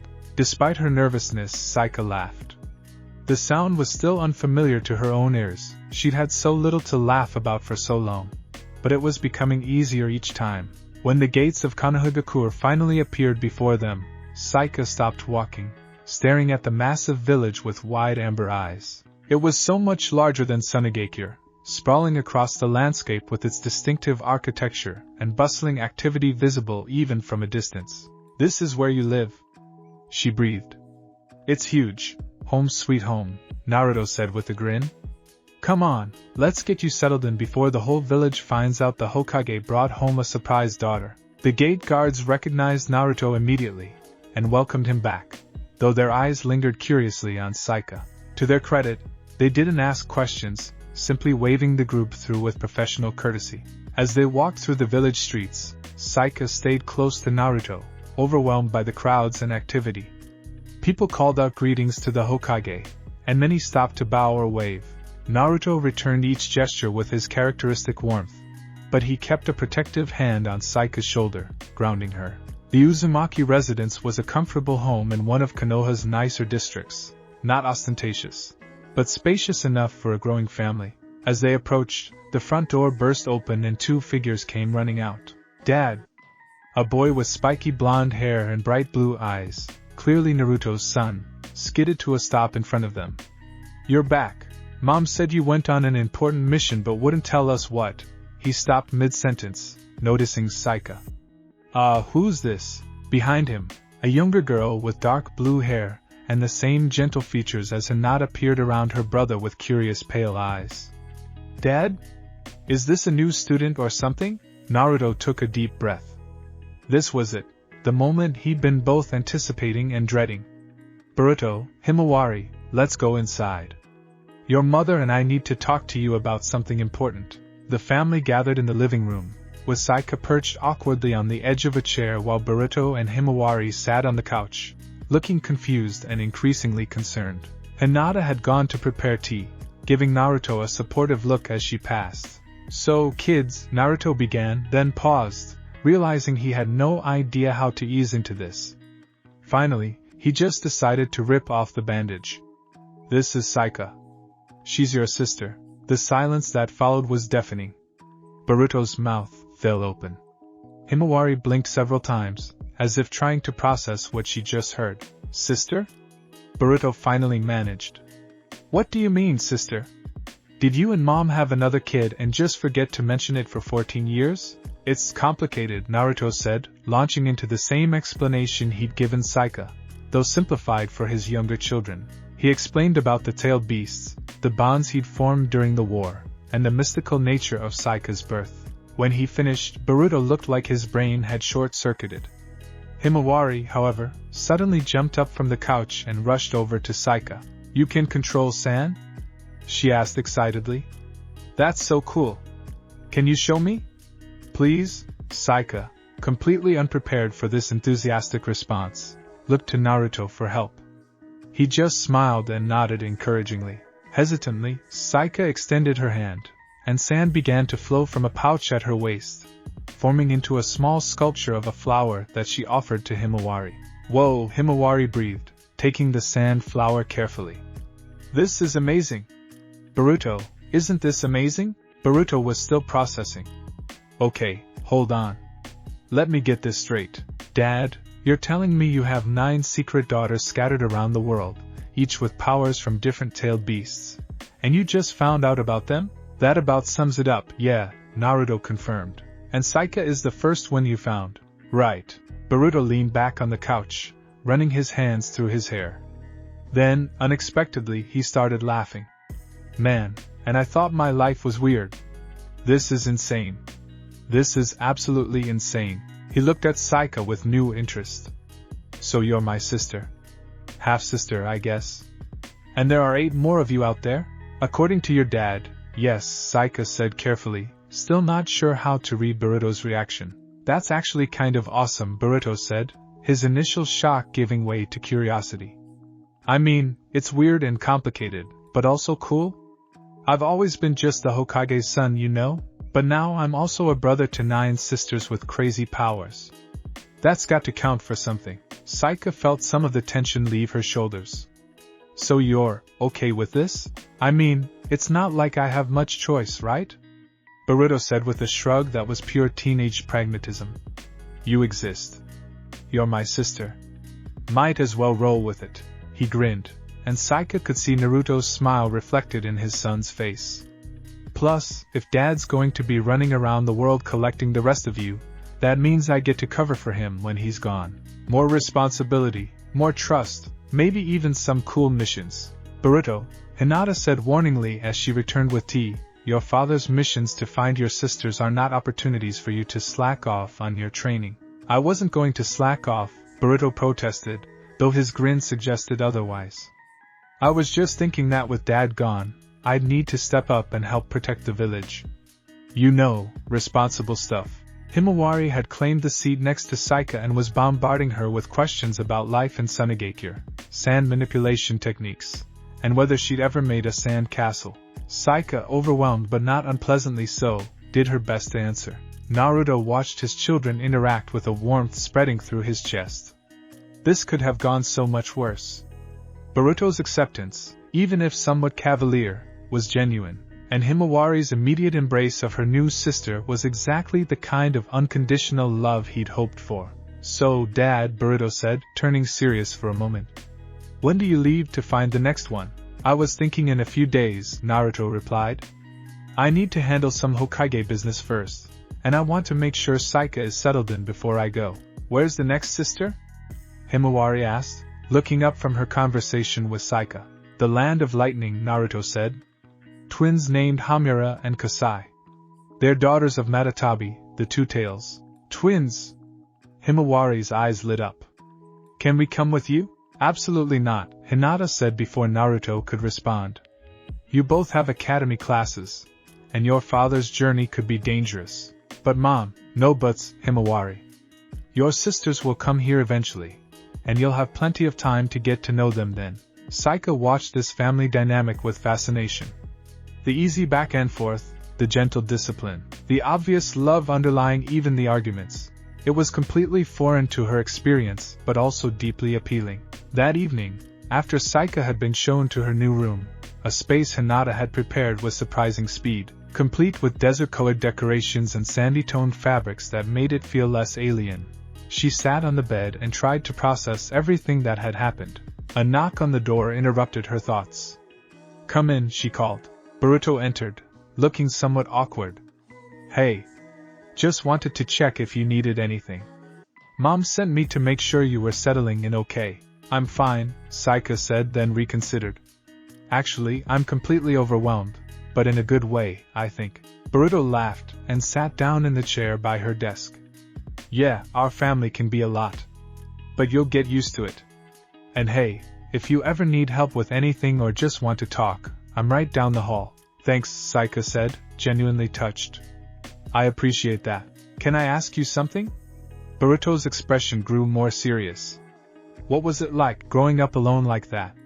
Dad told us a bit, but Saika considered how much to share, then decided honesty was the best approach. It was hard. Scary, a lot of the time. I never knew if people were going to hurt me or if my powers were going to hurt them. I spent most of my time just trying to survive and not think too much about why I was different, or where I came from. That sucks, Boruto said bluntly. I can't imagine not having my family around. Even when Dad's annoying or too busy with Hokage stuff, at least I know he's there. You're lucky, Saika said without bitterness. You've had that your whole life. I know. And I'm sorry you didn't. Boruto stood up, looking uncomfortable with the heavy emotion but sincere nonetheless. But you've got it now. Family, I mean, we're your family now, whether you like it or not. After Boruto left, Saika lay back on her bed, a real bed, soft and comfortable, not a pile of salvaged cloth in an abandoned building. and stared at the ceiling. In less than a week, her entire life had transformed. She had a father, a family, a home, and somewhere out there were 8 sisters she'd never met, each one as lost and alone as she had been. Sleep, kid, Shikaku's voice rumbled gently. Tomorrow's a new day, and you're going to need your strength to deal with this crazy family you've inherited. Saika smiled and closed her eyes, letting sleep claim her. For the first time in her life, she felt safe. 3 days later, Naruto stood once again in the Hokage's office, this time with Shikamaru and Kakashi, the 6th Hokage and Naruto's predecessor, who'd stopped by to check on his former student. So you're really doing this, Kakashi said, his visible eye crinkling with amusement above his mask. Collecting all 9 of your secret daughters like they're rare trading cards. It's not like that, Naruto protested, though he couldn't help but smile at Kakashi's teasing. I think it's sweet, Shikamaru said dryly. Incredibly troublesome and politically complicated, but sweet. Are you sure you don't want Anbu back up for this trip to the Land of Lightning? I'm sure, Naruto said. The twins are working as mercenaries according to the sage's information. If I show up with an armed escort, they'll think I'm there to arrest them or worse. I need to approach this carefully. Mercenaries, Kakashi mused. That's concerning. How old are they? 13, Naruto said, his expression darkening. 13 years old and already selling their skills to the highest bidder. The sage showed me images. They've been living in an orphanage that burned down 2 years ago. They've been on their own since then. This is why we need better oversight of orphanages across all nations, Shikamaru muttered, making a note. But that's a political discussion for another time. For now, focus on bringing the twins back safely. What are their abilities? Kakashi asked with professional interest. Blue flames, from Matatabi. The Two Tails has always had the most distinctive fire-based abilities of all the Bijou. Hotter than normal fire, harder to extinguish, and capable of burning even chakra itself if used correctly. And you're going alone to confront 2 traumatized teenage mercenaries with the power to burn chakra? Kakashi's tone was skeptical. Naruto, I taught you better tactical planning than this. I'm not going to fight them, Naruto said. I'm going to talk to them, help them understand who they are, and hopefully convince them to come home. And if talking doesn't work, Naruto's expression became determined. Then I'll do whatever it takes to keep them safe, even if they don't want my help yet. They're my daughters, Kakashi-sensei. I'm not leaving the Land of Lightning without them. Kakashi and Shikamaru exchanged glances, then both nodded. They'd seen that look on Naruto's face before. It was the same expression he wore when he'd refused to give up on Sasuke, when he'd faced down pain, when he'd convinced the entire Shinobi Alliance to work together. When Naruto Uzumaki set his mind to something, the world had a way of bending to accommodate him. Alright, Shikamaru said. I'll send word to Kumogakure that you're coming. The Reikage should be informed, and he might have useful intelligence on the twins' whereabouts. Thanks, Shikamaru. I'll leave tomorrow morning. That evening, Naruto sat with his family for dinner, all 5 of them now, with Saika taking her place at the table as naturally as if she'd always been there. She still had moments of uncertainty, still sometimes looked surprised when people included her in conversation, but she was adapting remarkably well. You're leaving tomorrow? She asked when Naruto mentioned his trip. Yeah. I'll be back as soon as I can, hopefully with Hamura and Kasai. What if they don't want to come? Saika asked quietly. What if they're like I was, too defensive to accept help? Then I'll keep trying, Naruto said simply. However long it takes. Saika nodded slowly. I want to come with you. Everyone at the table looked at her in surprise. What? Naruto asked. I want to come with you to find them, Saika repeated, more firmly this time. They're my sisters. And maybe it would help if they saw someone like them. Someone who's already been through what you're offering. Someone who can tell them it's okay to trust you. Naruto considered this. It wasn't a bad idea, actually. Having Saika there might make the twins more comfortable, more willing to listen. But it was also potentially dangerous. Saika, the twins are mercenaries. They might be in the middle of a job, or dealing with dangerous people. I don't want to put you at risk when you've only just found safety. I survived 5 years alone in the desert, Saika said with a hint of her old sharpness. I think I can handle a trip to the Land of Lightning. Besides, I've got you there to protect me, right? Isn't that what fathers do? The trust implicit in that statement hit Naruto right in the heart. Hinata was smiling, clearly pleased by Saika's words. Even Boruto looked impressed. She's got a point, Dad, Boruto said. If I were these twins, I'd probably respond better to someone my age than to some old guy claiming to be my father. I'm not old, Naruto protested. You're 32, Boruto said with the casual cruelty of a 13-year-old. That's basically ancient. Boruto, Hinata chided, but she was hiding a smile. Naruto looked at Saika, seeing the determination in her amber eyes. She wanted this, wanted to be part of the solution, wanted to help her sisters. How could he deny her that? All right, he said finally. You can come. But you follow my lead, and if things get dangerous, you don't argue when I tell you to get to safety. Deal? Deal, Saika agreed, her face lighting up with a genuine smile. The next morning, Naruto and Saika set out for the Land of Lightning. They traveled faster than the previous journey, with Naruto using his enhanced speed and Saika creating a sand platform that allowed her to glide alongside him. It was an impressive display of her control, and Naruto made a mental note to arrange proper training for her once they returned to Konoha. As they traveled, Naruto told Saika about the Two-Tails Matatabi, how the cat-like Bija had always been more reserved than some of the others, wise and calculating, with flames that burned with an intensity that reflected deep passion beneath a calm exterior. So the twins probably inherited that? Saika asked. The whole calm outside, fire inside thing? Maybe, Naruto said. But remember, each of you is your own person. You all carry Bija traits, but you're not just extensions of them. You're individuals. They reached Kumogakure on the second day, where they were greeted by the Reikage himself, a massive man with incredible physical strength and a personality to match. Naruto! A's voice boomed across the Reikage's office. I got Shikamaru's message. Something about you looking for two girls with fire abilities? His eyes narrowed. You want to tell me why the Hokage is personally tracking down two low-level mercenaries in my territory? Naruto explained the situation, watching A's expression shift from confusion to understanding to something like sympathy. So they're your daughters, A said when Naruto finished. And they don't know it. Right. I've heard about those two, A said, moving to a map on his wall. Hamura and Kasai. They call themselves the Twin Flames. They've been taking odd jobs for about 2 years now, protection work, mainly. Nothing too illegal, but they walk a fine line. Last I heard, they were in the mountain region here. He pointed to a spot on the map, doing security for a merchant convoy.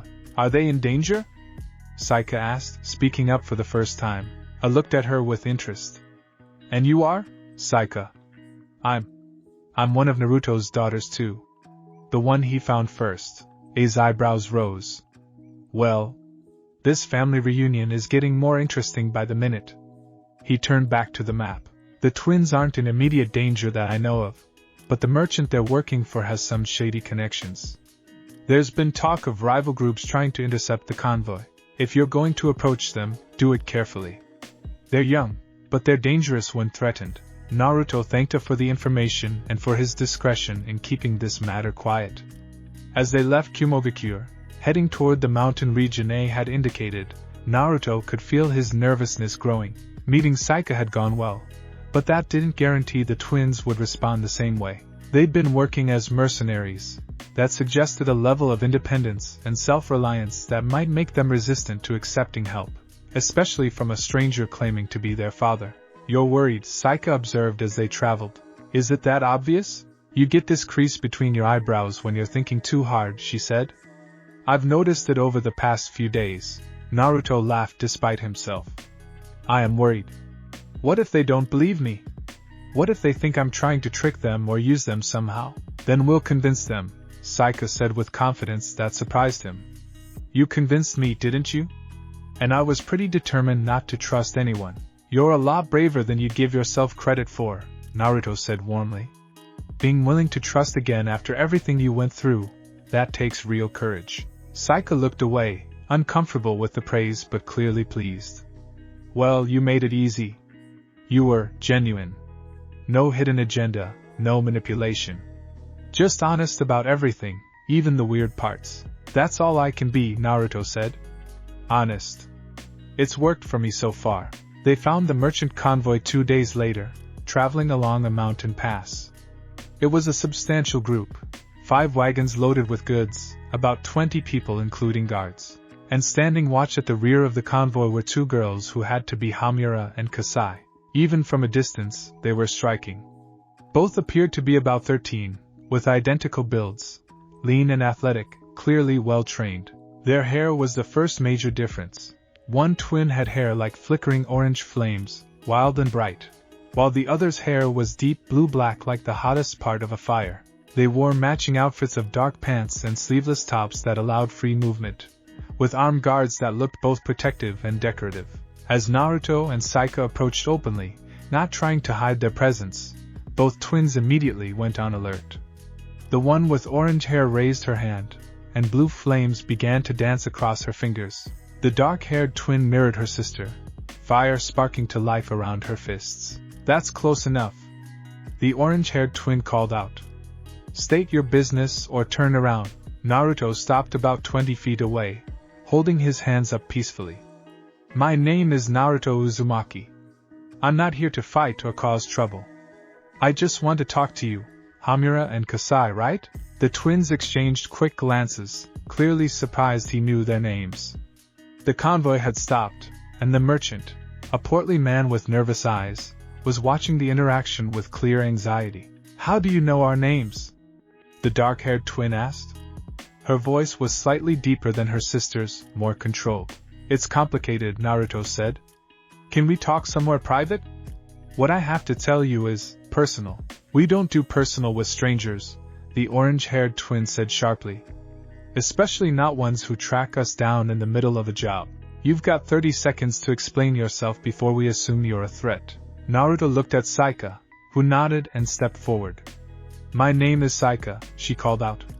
Until a week ago, I was living alone in Sunagakure, using powers I didn't understand and thinking I was a freak. Then Naruto found me and told me the truth, that I'm his daughter, born from a connection with the tailed beasts. And you two are my sisters. The flames around both twins flickered and intensified. The orange-haired one laughed, but it was harsh and disbelieving. That's the worst con I've ever heard.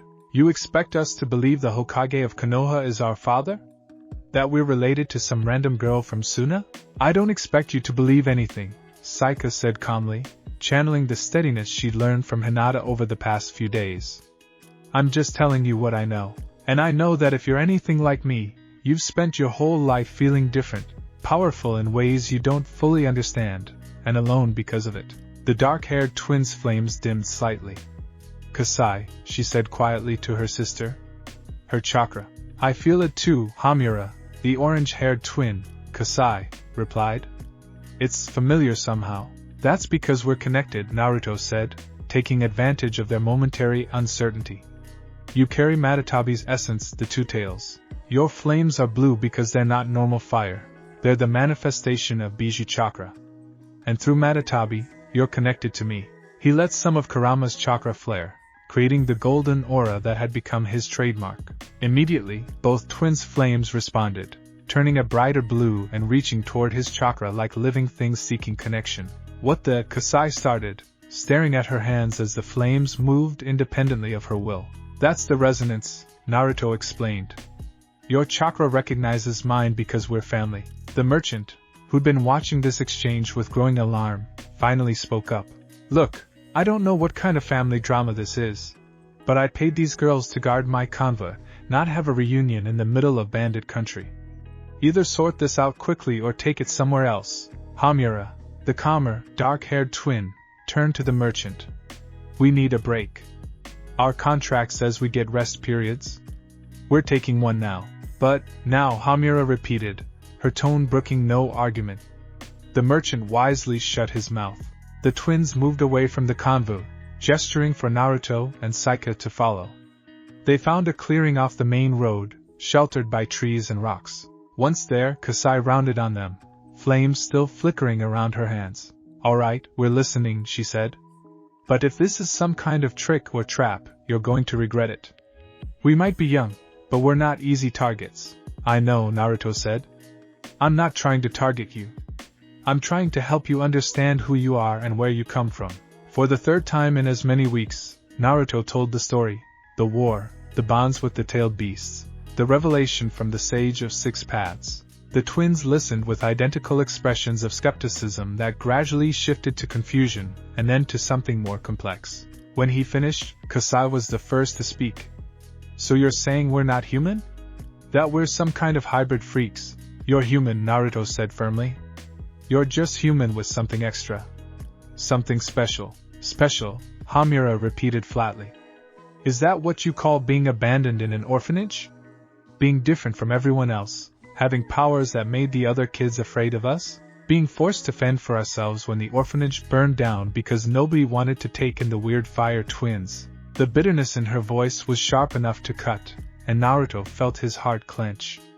Another daughter who'd suffered because of circumstances beyond her control. I call that a tragedy, he said quietly. And if I'd known you existed, if I'd had any idea, I would have come for you immediately. You would never have spent a day in that orphanage, never had to become mercenaries to survive. But you didn't know, Kasai said. So what does it matter now? We've made our own way. We don't need a father showing up years too late with convenient explanations. Maybe not, Naruto acknowledged. But you deserve to know the truth anyway. You deserve to understand your powers, to meet your sisters, to have the choice of something more than just survival. Sisters? Hamura's interest was piqued despite herself. There are more? 8 more, Saika confirmed. I'm the first one Naruto found. You two are the second and third. There are 6 others still out there. The twins looked at each other, and Naruto could see them having an entire conversation without words. The kind of silent communication only twins could manage.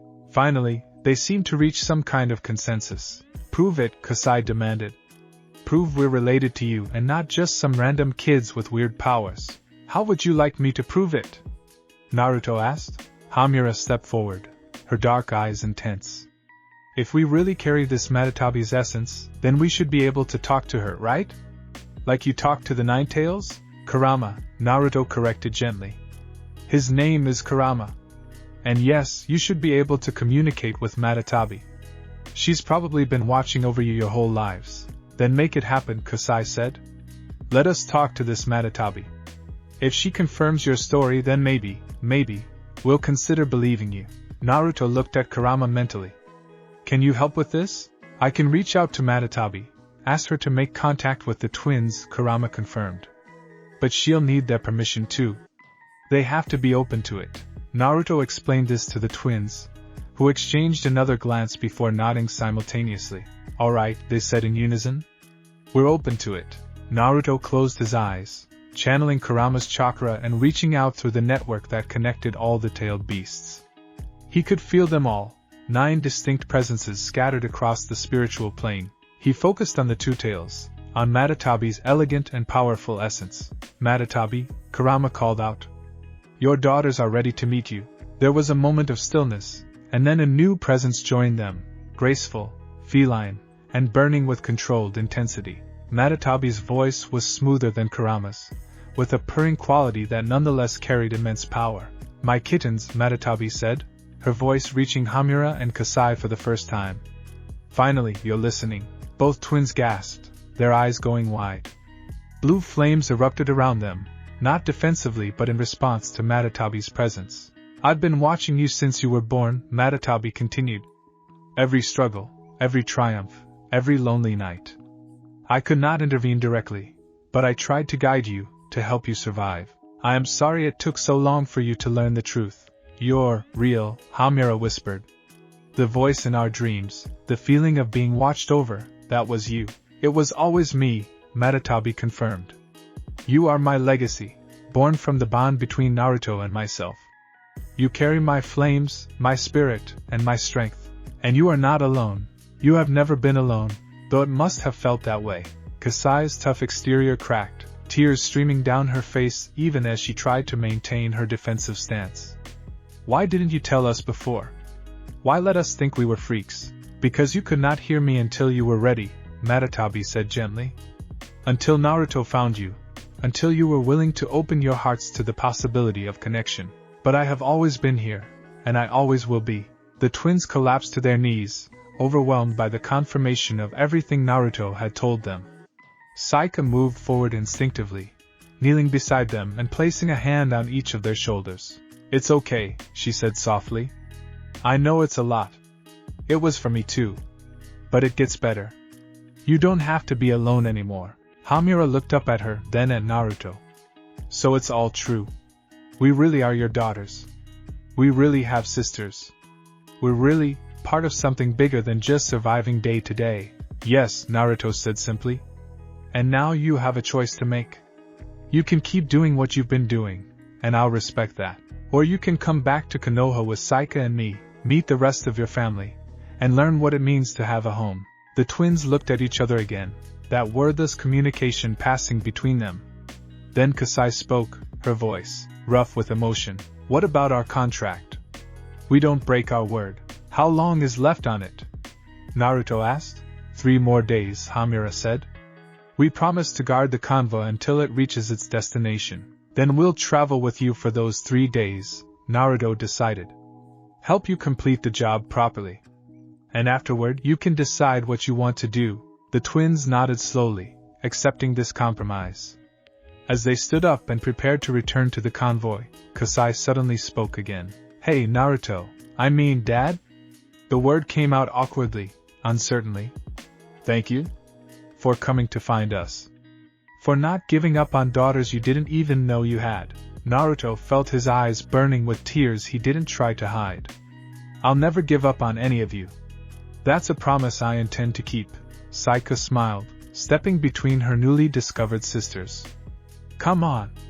Let's go protect that merchant convoy. And then let's go home." As the 4 of them walked back toward the convoy, a father and 3 of his 9 daughters, Naruto felt a sense of rightness settling over him. 6 more to find, but already his family was growing, already these girls were finding the connections they'd been missing their whole lives. This was going to work. He would find all 9 of his daughters, bring them together, and give them the family they deserved. Whatever challenges lay ahead, whatever resistance he might face, Naruto Uzumaki was determined to succeed, because that was his ninja way. To never give up, no matter how impossible the task seemed. And gathering his scattered family was the most important mission of his life. The 3 days traveling with the merchant convoy proved to be more eventful than Naruto had anticipated. On the second day, a group of bandits attempted to ambush the caravan in a narrow mountain pass. Watching Hamura and Kasai work together was like witnessing a perfectly choreographed dance of destruction. Kasai was the aggressive one, her orange hair whipping around her face as she launched waves of blue fire at their attackers with wild enthusiasm. Her flames were explosive and intense, meant to overwhelm and intimidate. Hamura, by contrast, was precise and calculated. Her dark flames moved like living serpents, seeking out specific targets and burning with a controlled heat that was somehow more terrifying than her sister's explosive attacks. Together, they were devastating. The bandits never stood a chance. "They're good," Saika commented, watching from beside Naruto as the twins drove off the last of the attackers without causing any serious injuries. "Really good. They'd had to be," Naruto said quietly. 2 years surviving as mercenaries at their age. They've probably faced worse than bandits. After the fight, as the convoy resumed its journey, Naruto noticed the twins staying closer to him and Saika. The initial wall of defensiveness had cracked, and while they weren't calling him Dad regularly yet, there was a tentative acceptance growing between them. That evening, camped under the stars with the convoy secured for the night, the 4 of them sat around their own fire slightly apart from the merchant's group. Kasai was practicing her flame control, creating intricate patterns in the air, while Hamura watched with a critical eye. "You're still putting too much chakra into the outer ring," Hamura observed. "It makes the whole structure unstable." I know, Kasai muttered, adjusting her technique. The flames shifted, becoming more balanced. Better? Naruto smiled at the interaction. Despite their tough exteriors and difficult lives, they were still just kids, learning, growing, supporting each other. "You two are self-taught?" he asked. "Mostly," Hamura confirmed. "We figured out the basics through trial and error. Lots of error, especially at first. We nearly burned down 3 buildings before we learned proper control. Matatabi helped though, Kasai added, her flames flickering with blue light. In dreams we'd see techniques, feel how to move the chakra properly. We didn't know it was her at the time, but looking back. She trailed off, glancing at her sister. Looking back, we should have realized we weren't normal, Hamira finished. But when you're surviving day to day, you don't have time to question why you're different. You just use whatever advantages you have. Saika nodded in understanding. I was the same way with my sand. Just accepted that I could do things others couldn't, and tried to make the best of it. How many of us are there total? Kasai asked, directing the question at Naruto. You said 9, but who are the others? What can they do? Naruto pulled out a small notebook where he'd written down the information the sage had provided. Let's see, you 3 I've found. Then there's Mizuki, who controls water and coral, born from Isabu the 3 Tails. She's living on an island near the land of water. Anko, from Sunagakure the 4 Tails, uses lava and has incredible physical strength. She's in a volcanic region near the land of earth. He continued down the list. Karen, different from the Karen we know, has Koko's abilities, steam generation and enhanced speed. She's with a forest tribe near the land of iron. Rokuro inherited Saiken's powers, controlling acid and alkali for medical purposes. She's in a hidden village to the south.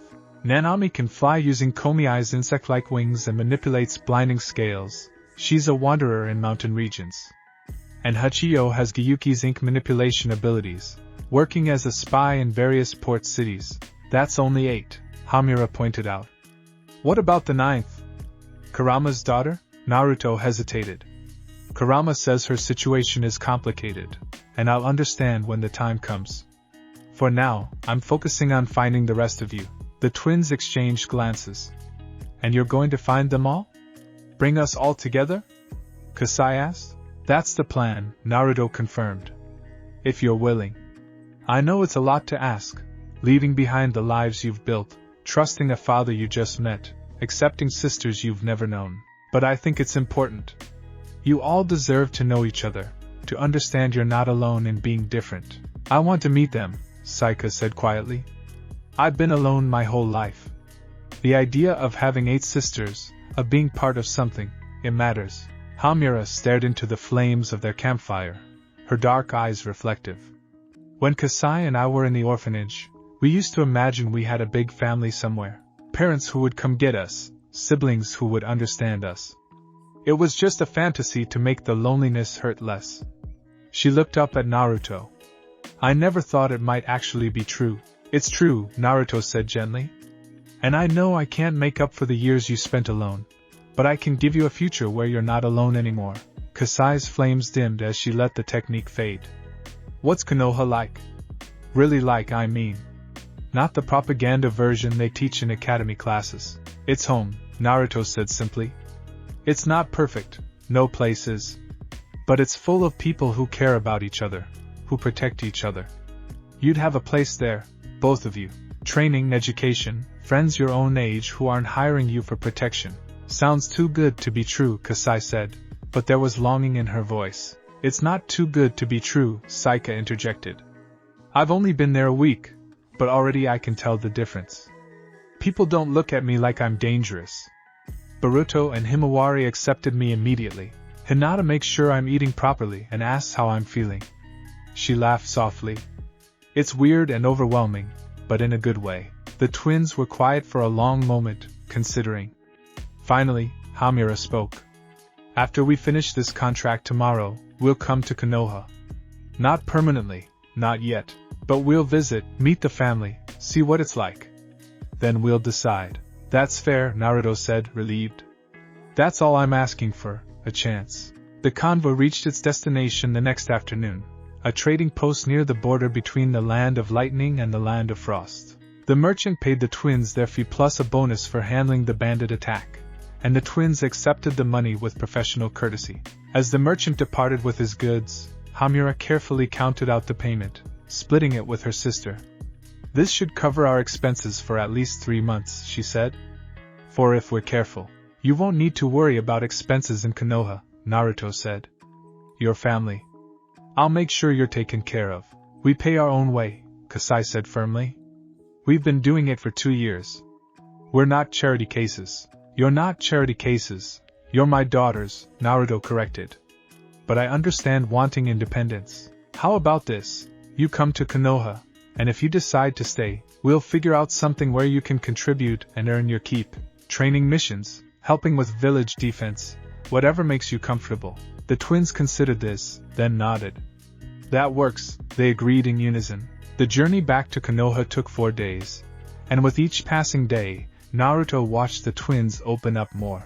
They told stories about their time as mercenaries, some funny, some harrowing, all of them revealing just how much they'd had to grow up too fast. They also asked questions about their other sisters, about Boruto and Himawari, about what training they might receive in Konoha.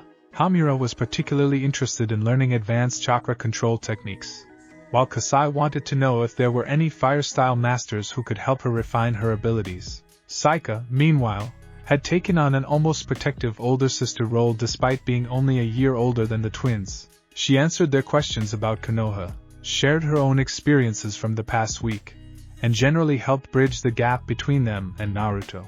You're good at this, Naruto told her quietly one evening when the twins were off gathering firewood. Good at what? Saika asked. Being a sister. Helping them feel comfortable. Saika looked surprised. I don't know what I'm doing. I've never had siblings before. Neither have they, really. But you're doing it anyway, and that's what matters. When they finally reached Konoha's gates, the twins stopped and stared just as Saika had done. The village sprawled before them in the afternoon sun, vibrant and alive. It's huge, Kasai breathed. And we're really welcome here? Hamura asked. Even though we're not citizens, even though we've been mercenaries, you're welcome here because you're family, Naruto said firmly. That's all the reason anyone needs. As they walked through the village, Naruto noticed the twins unconsciously moving closer together, their hands occasionally sparking with nervous flames before they regained control. This was a big step for girls who'd learned to trust no one but each other. The Uzumaki residence came into view, and before they'd even reached the door, it burst open. Himawari came running out, her face bright with excitement. Dad! You're back! And you found them! You found the twins!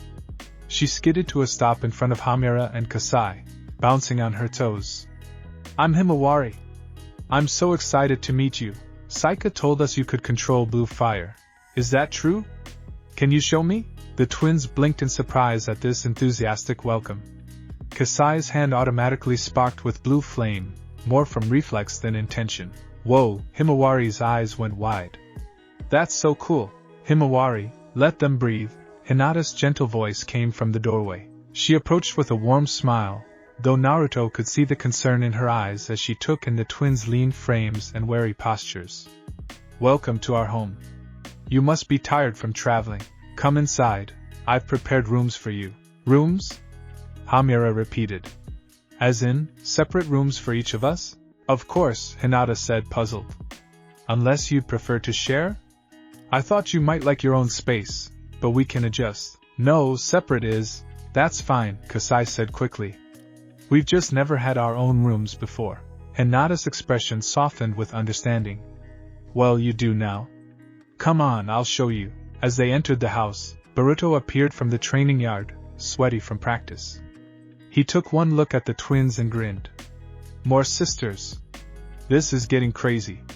I'm Boruto, by the way. The only brother, apparently. Lucky you, Kasai said dryly. Stuck with 9 sisters. 8, Boruto corrected. Saika's already here. You two make 3 total so far. Dad still has to find 6 more. He paused. Actually, that is kind of crazy when you say it out loud. Hamura and Kasai were shown to rooms on the 2nd floor, each space decorated simply but comfortably. Naruto watched as they entered their respective rooms, seeing the wonder on their faces as they took in the beds, the dressers, the windows with actual curtains. This is really ours? Hamura asked quietly. We can stay here? As long as you want, Naruto assured her. No strings attached, no expectations. Just a place to call home. That evening, the expanded Uzumaki family gathered for dinner, 7 people now instead of 4. The table that had once seemed spacious was getting crowded, and Hinata was already making mental notes about getting a larger one. The twins were quiet at first, overwhelmed by the family atmosphere. But gradually, as Boruto told embarrassing stories about his academy mishaps and Himawari asked increasingly creative questions about fire techniques, they began to relax. "So Dad's plan is to collect all 9 of you," Boruto said around a mouthful of rice, earning a reproving look from Hinata. "Who's next?" "Mizuki," Naruto said. "Isabu's daughter. She's on an island near the Land of Water, apparently guarding some kind of sacred temple. Can we come this time?" Himawari asked hopefully. "Please? I promise I'll behave and not get in the way." "Absolutely not," Hinata said before Naruto could answer. "Your father's missions are dangerous, and you have academy classes. But it's not fair. Saika got to go find the twins. Saika is older and has combat experience," Hinata said reasonably. "When you're older, we can discuss it." Himawari pouted but didn't argue further. Saika caught the twins' eyes and mouthed "she always wins," which made Kasai snort with laughter into her soup. After dinner, as the household settled in for the evening, Naruto found the twins on the back porch, sitting side by side and staring up at the stars. "Everything okay?" he asked, joining them. "It's different," Hamura said. "Having a family, a home. We're not used to it. It feels like it might disappear if we relax too much," Kasai added. "Like it's too good to last." "I understand that feeling," Naruto said. "I grew up alone too, remember?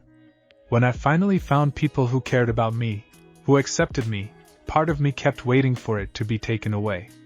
But it wasn't, and this won't be either.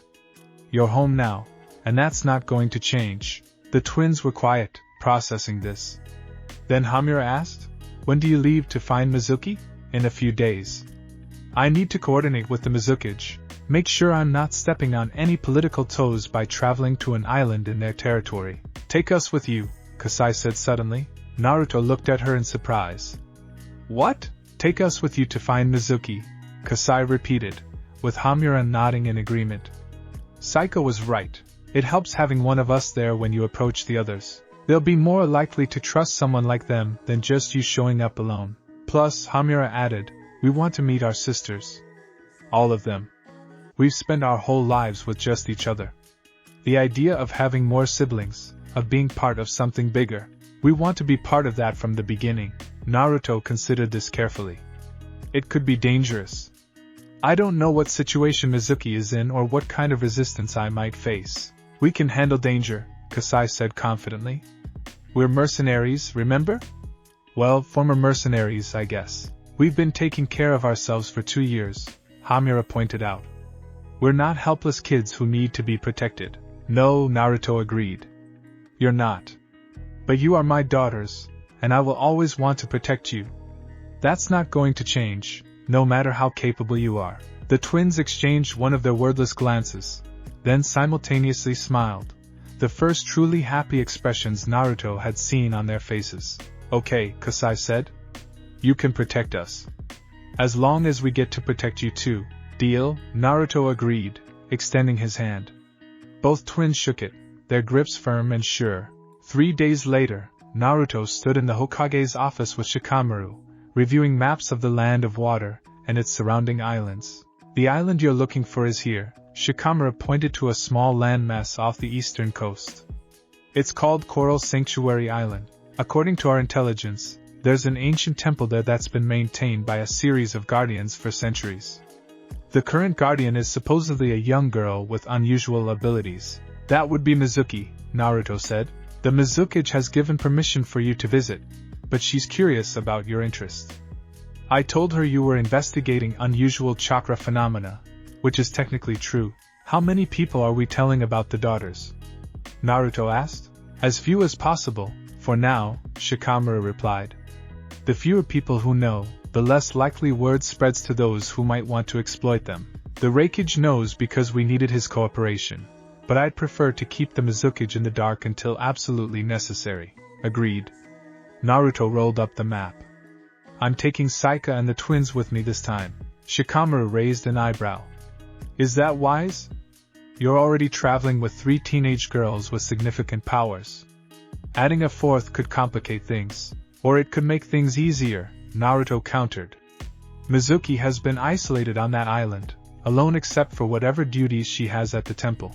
Seeing girls like her, sisters who understand what it's like to be different, might make her more receptive. You're probably right, Shikamaru admitted. Just be careful. The land of water has been peaceful since the war, but there are always factions that would love to destabilize that peace. 3.5-tailed beast-level threats traveling together could draw the wrong kind of attention. We'll be discreet, Naruto promised. That evening, Naruto gathered his 3 daughters in the training yard behind the house. Before we leave tomorrow, I want to see what you 3 can do working together.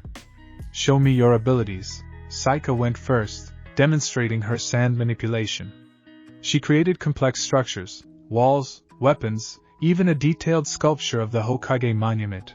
With impressive precision, her control had improved noticeably even in the short time since Naruto had found her. The twins went next, and their demonstration was spectacular. They combined their flames into intricate patterns, creating a dance of blue fire that was both beautiful and deadly. Kasai's explosive power complemented Hamura's precise control perfectly, and watching them work together, Naruto could see the years of practice and perfect synchronization. Now all 3 of you together, Naruto instructed. Combine your techniques. Show me what happens when you work as a team. The girls looked at each other uncertainly. They never attempted this before.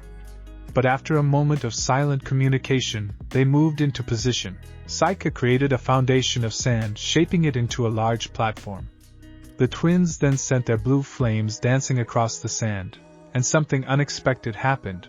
The extreme heat of their fire fused the sand into glass, creating a crystalline structure that caught and refracted the firelight into hundreds of colors. As the twins continued to manipulate their flames and Saika adjusted the sand, the structure grew more elaborate. A palace of glass and fire that glowed in the evening light. Incredible, Naruto breathed. You 3 are incredible. When they finally let the techniques fade, all 3 girls were breathing hard but smiling. That was amazing, Kasai said excitedly. Did you see how the sand turned to glass? We could use that in combat, create barriers, traps, all kinds of things. We need to practice more, Hamura said, always the practical one. Figure out the right temperature and timing to control the glass formation. We'll have time for that, Saika said, looking at Naruto. Right. Time to train together, learn from each other? All the time in the world, Naruto assured her. Once I find all 9 of you, we'll set up a proper training regimen. Learn what you can do individually and as a team. That night, as the household prepared for the next journey, Hinata found Naruto in their room, packing supplies. 4 daughters now, she said softly. 5 to go. 5 to go, Naruto agreed. Hinata, I know this is a lot. The house is getting crowded, our family is expanding faster than we can keep up with. Naruto, Hinata interrupted gently, placing a hand on his cheek. I meant what I said when you first told me about the girls. They're your daughters, which makes them my daughters too. Our family isn't too large, it's exactly the right size. She smiled. Though we might need to look into a bigger house soon. Naruto laughed and pulled her into a hug. What did I do to deserve you? You were yourself, Hinata said simply. That's always been enough. The next morning, Naruto, Saika, Hamura, and Kasai set out for the land of water. They traveled quickly, the girls keeping pace with Naruto's enhanced speed through a combination of their own abilities. Saika riding a platform of sand, the twins using controlled bursts of flame for propulsion. They reached the coast in 2 days and hired a boat to take them to Coral Sanctuary Island. The captain was a grizzled old sailor who eyed the group with curiosity. You folks going to see the temple? He asked as his boat cut through the waves. Not many visitors head that way. The Guardian doesn't take kindly to tourists. We're not tourists, Naruto said.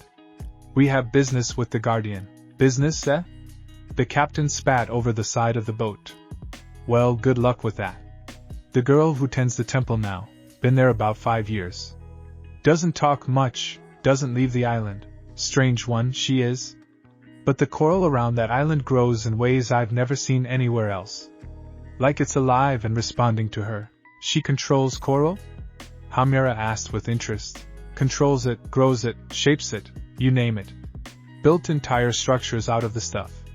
It's beautiful but unsettling.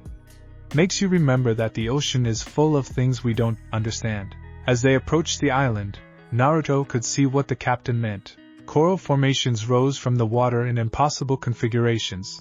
Spirals and arches, towers and bridges, all in vibrant colors that seemed to glow even in the overcast day. The coral wasn't dead and bleached like so much reef coral, but alive and thriving, pulsing with some inner vitality. The boat pulled up to a small dock made entirely of coral that had been shaped into perfect planks. As they disembarked, the captain called after them, "I'll wait here for 3 hours. After that, I'm leaving with or without you." "No offense, but this place gives me the creeps." "Understood," Naruto replied. "We'll be back in time." The island was small, maybe a mile across, covered in lush tropical vegetation. A path of coral stones led from the dock toward the center of the island, where Naruto could see the temple rising above the tree line. As they walked, Saika suddenly stopped. "Do you feel that?" she asked quietly. The twins nodded. "Like we're being watched," Kasai said, flames sparking nervously around her fingers. "We are being watched," Naruto confirmed, his sensory abilities picking up a presence ahead. "Mizuki knows we're here. Stay calm, stay together, and let me do the talking initially." The temple emerged from the jungle like something from a dream. It was ancient, that much was clear, but it had been maintained and enhanced with coral growths that integrated seamlessly with the original stone structure. Coral columns supported the roof, coral vines wrapped around traditional carvings, and at the entrance, a massive coral gate stood partially open. Standing in that gateway was a girl. Mizuki appeared to be about 12 years old, with long, flowing blue-green hair that moved as if underwater even in the still air. Her eyes were the pale blue of shallow seas, with an almost luminescent quality. She wore a simple white dress that seemed woven from some kind of sea silk, and coral jewelry adorned her wrists and ankles. Not decorative, Naruto realized, but functional, pulsing with chakra. Her most striking feature was the subtle pattern of scales along her arms and collarbone, iridescent and delicate, marking her tailed beast heritage. "I've been expecting you," Mizuki said, her voice soft but carrying easily across the distance. "Isaba told me you would come. Naruto Uzumaki, the one who befriended the tailed beasts. And you've brought 3 of my sisters with you." Naruto felt relief wash over him. This was going to be easier than he thought. Mizuki already knew who they were, what they were. "Isaba told you about us?" he asked as they approached.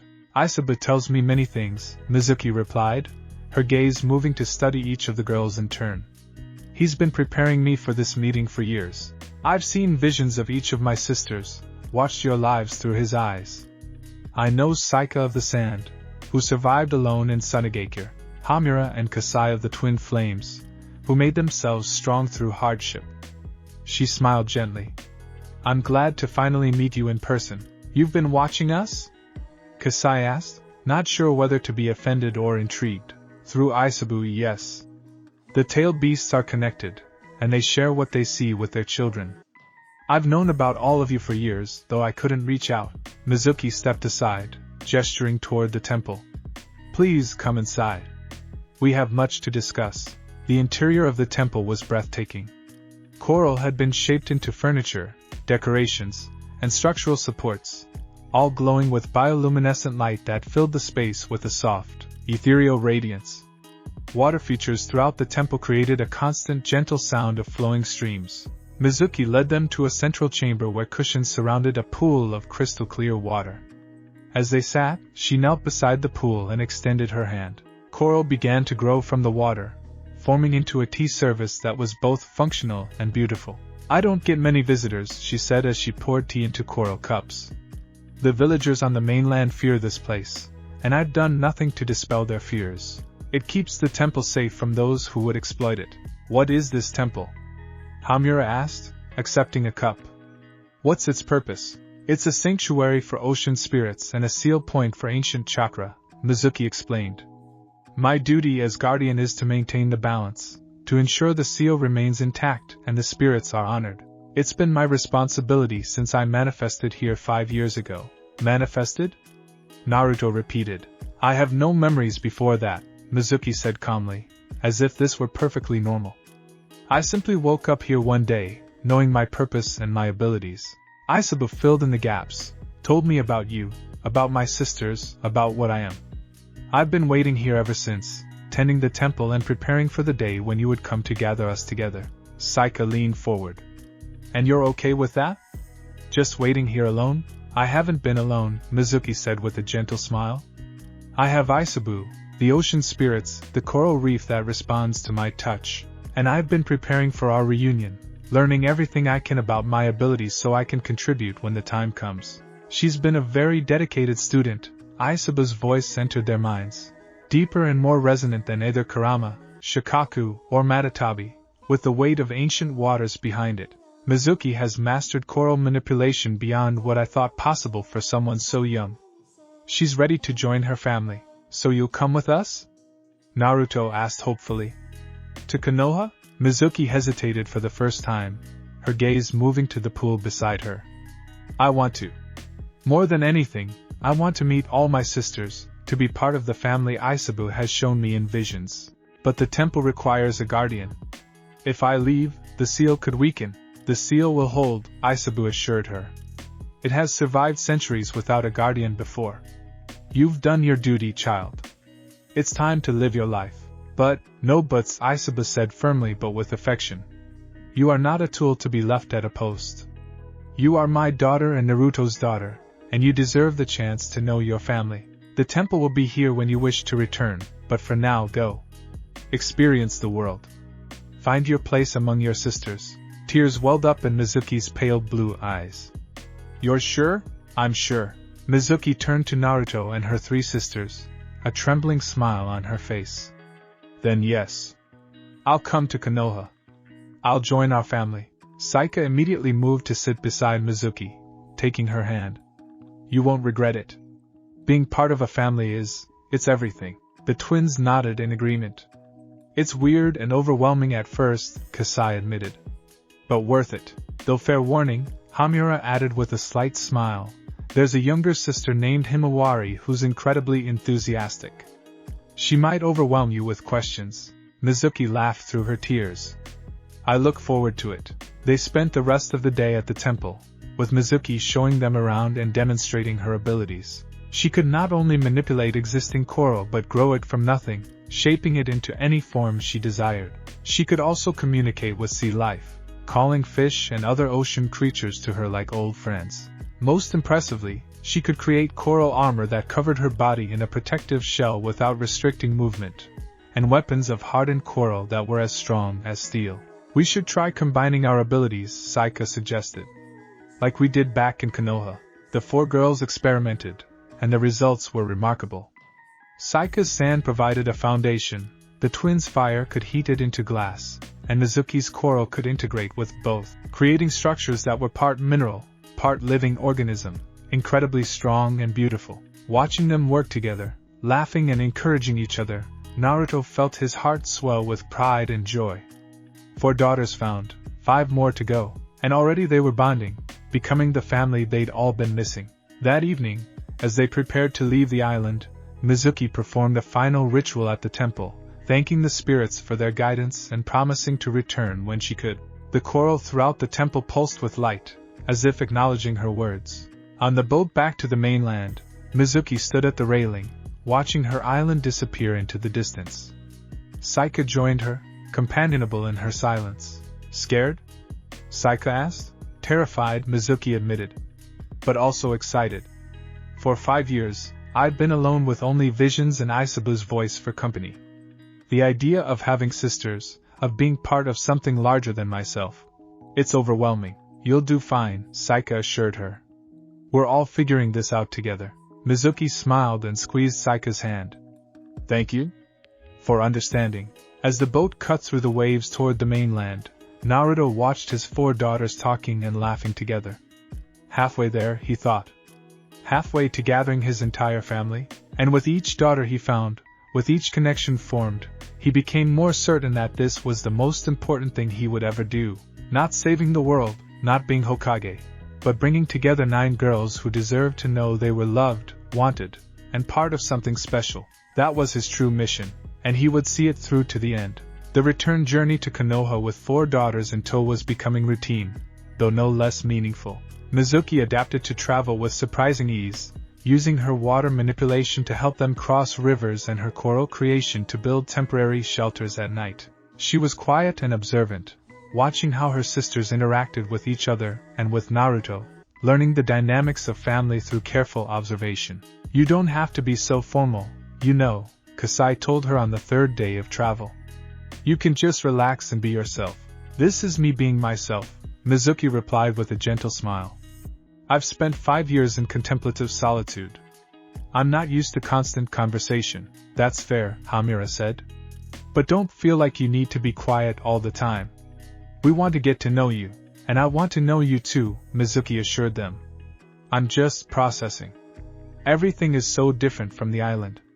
So many sounds, so many people, so much movement." Saika nodded in understanding. "When I first left Sunagakure, I felt the same way. Give it time. You'll adjust." When they finally arrived at Konoha, the village was in the midst of a festival, the autumn moon celebration, with lanterns hanging from every building and food stalls lining the streets. The timing couldn't have been better for introducing Mizuki to village life. Hinata met them at the gate with Boruto and Himawari, and true to Hamura's warning, Himawari immediately latched onto Mizuki with enthusiastic questions about the ocean, coral, and whether she could really talk to fish. "Can you teach me? I want to talk to fish. That would be so cool for fishing trips with Dad." Mizuki looked slightly overwhelmed but charmed. "I suppose I could try. Though I should mention that once you can understand what fish are saying, you might not want to eat them anymore." "Oh." Himawari considered this seriously. "That's a good point. Maybe just teach me about coral instead." That evening, the Uzumaki household gathered for dinner. Now 8 people crowded around a table that was definitely too small. Hinata had already commissioned a larger one, along with plans to add another wing to the house. "So, Dad," Boruto said, helping himself to more rice. 4 down, 5 to go. "Who's next?" Naruto consulted his notes. "Anko, Son Goku's daughter. She's in a volcanic region near the land of Earth, training with monks apparently. Lava style," Saika mused. "That'll be impressive to see, and dangerous to fight against," Hamura added. "Lava's no joke." "I'm not planning to fight her," Naruto said with a laugh. "Though from what the sage told me, Anko has a strong sense of justice and might challenge me to prove I'm worthy of being her father." "Sounds intense," Kasai said. "Can we come with you, all of you?" Naruto looked around the table at his 4 daughters. "Why not?" Mizuki said quietly. "We're stronger together. And Anko might respond better to seeing all of us rather than you approaching alone." "She has a point," Hinata said. "Though I worry about all of you traveling into volcanic territory. It's dangerous terrain even for experienced shinobi." "We'll be careful, Mom," Saika said, then paused, looking surprised at herself. The word Mom had slipped out naturally, and now she looked at Hinata with uncertainty. "I mean, is it okay if I—" "Of course it's okay," Hinata said warmly, her eyes glistening with emotion. "I would be honored if you called me Mom." The other 3 daughters exchanged glances, then Hamura spoke up. "Does that apply to all of us?" "All of you," Hinata confirmed. "You're my daughters just as much as you're Naruto's. Family isn't just about blood, it's about choice and love." There was a moment of emotional silence, then Himawari broke it by announcing, "This means I have 4 big sisters now. This is the best. You're going to have 9 big sisters eventually," Boruto reminded her.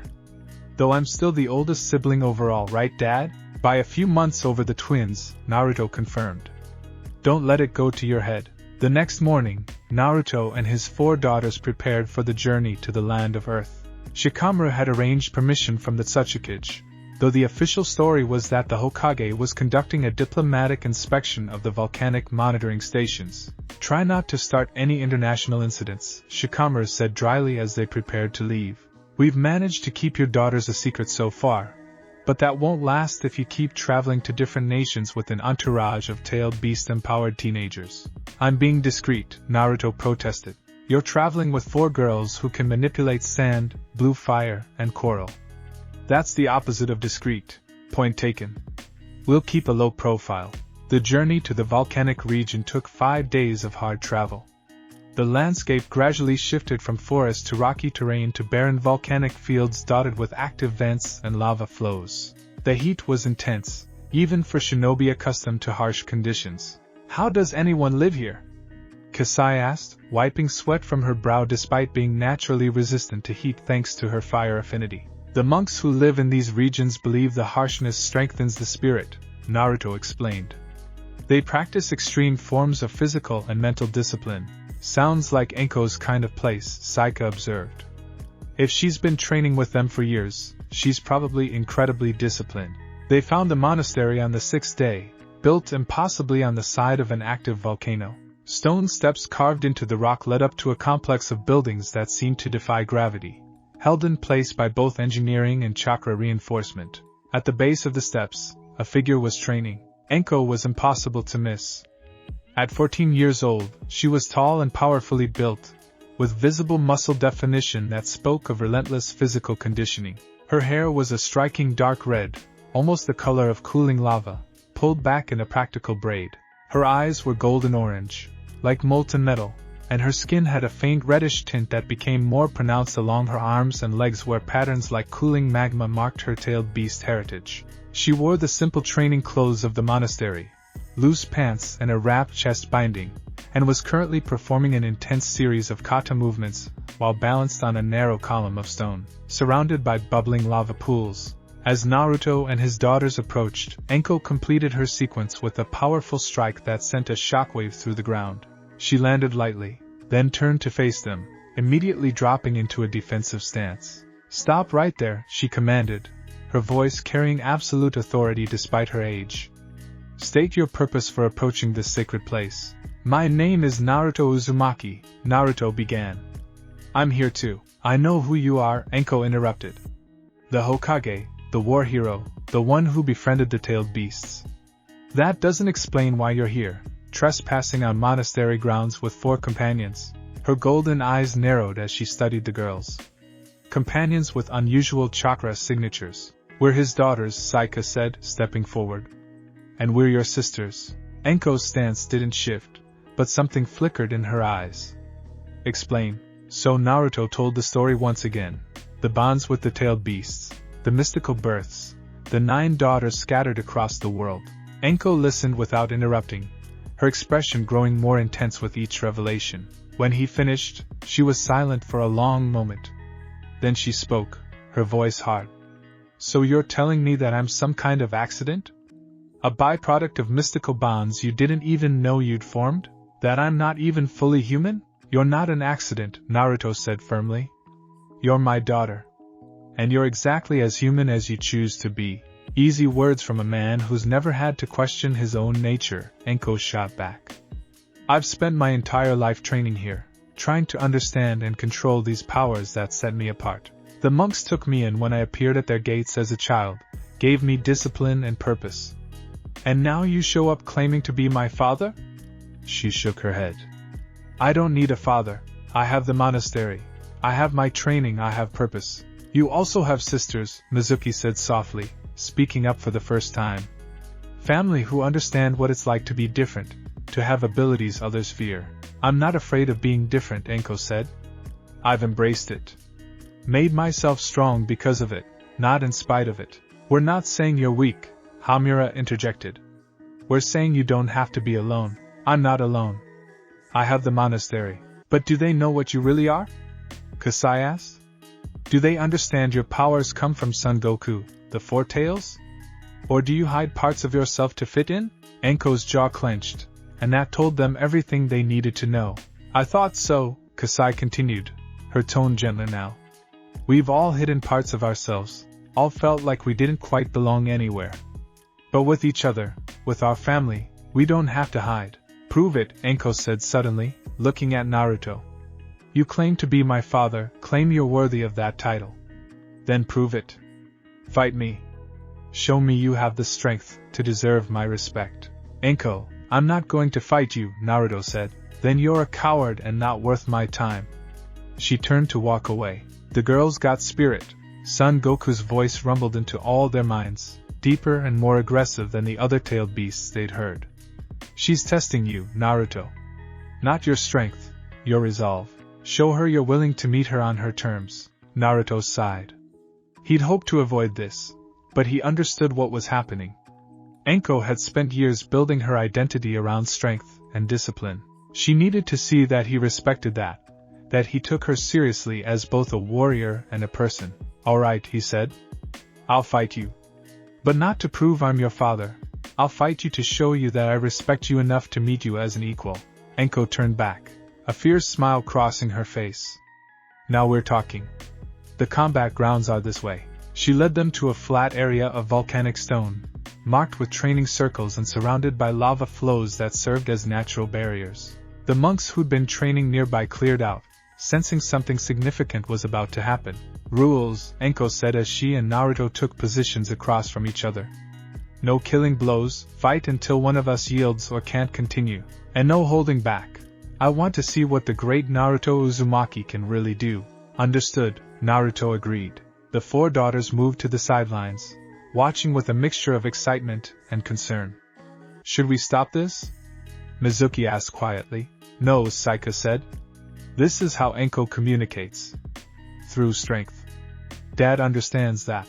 Anko made the first move, her speed impressive for someone who specialized in physical combat.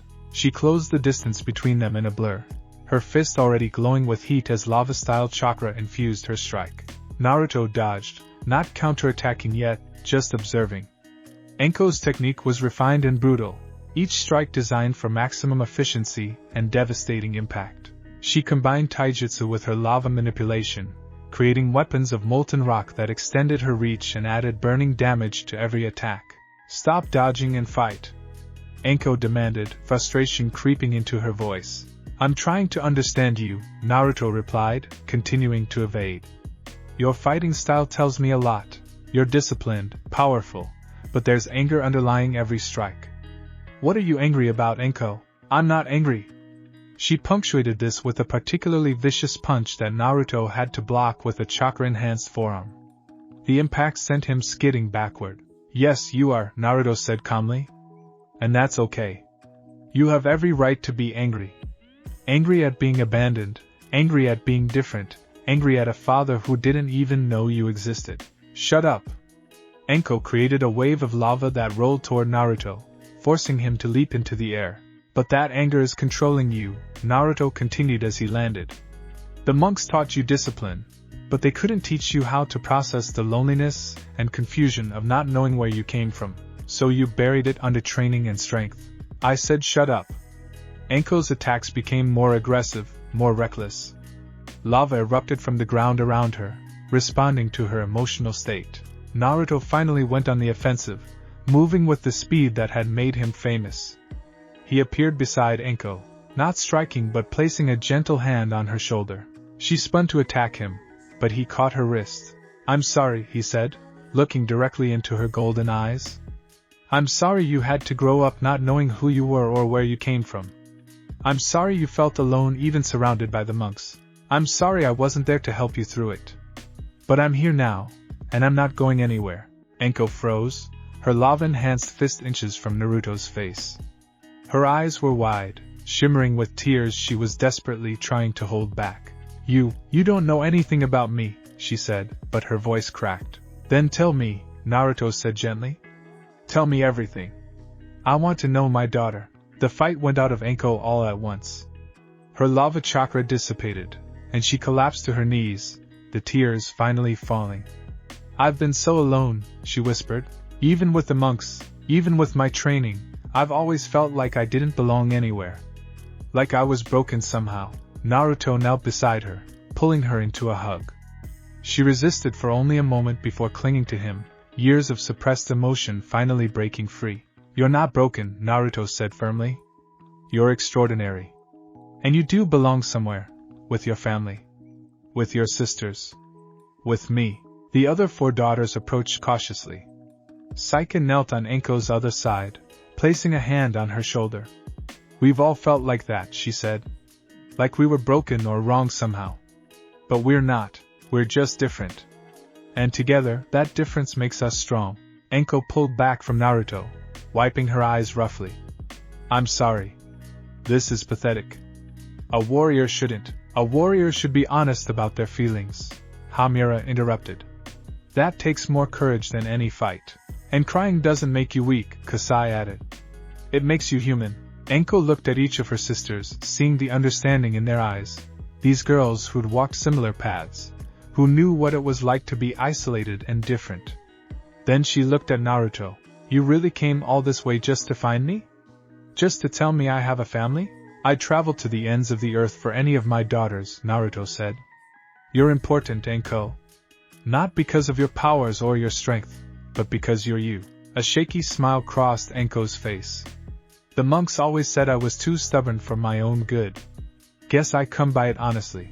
The Uzumaki clan is known for stubbornness, Naruto agreed with a laugh. You'll fit right in. Well said, Kit, Son Goku's voice rumbled approvingly.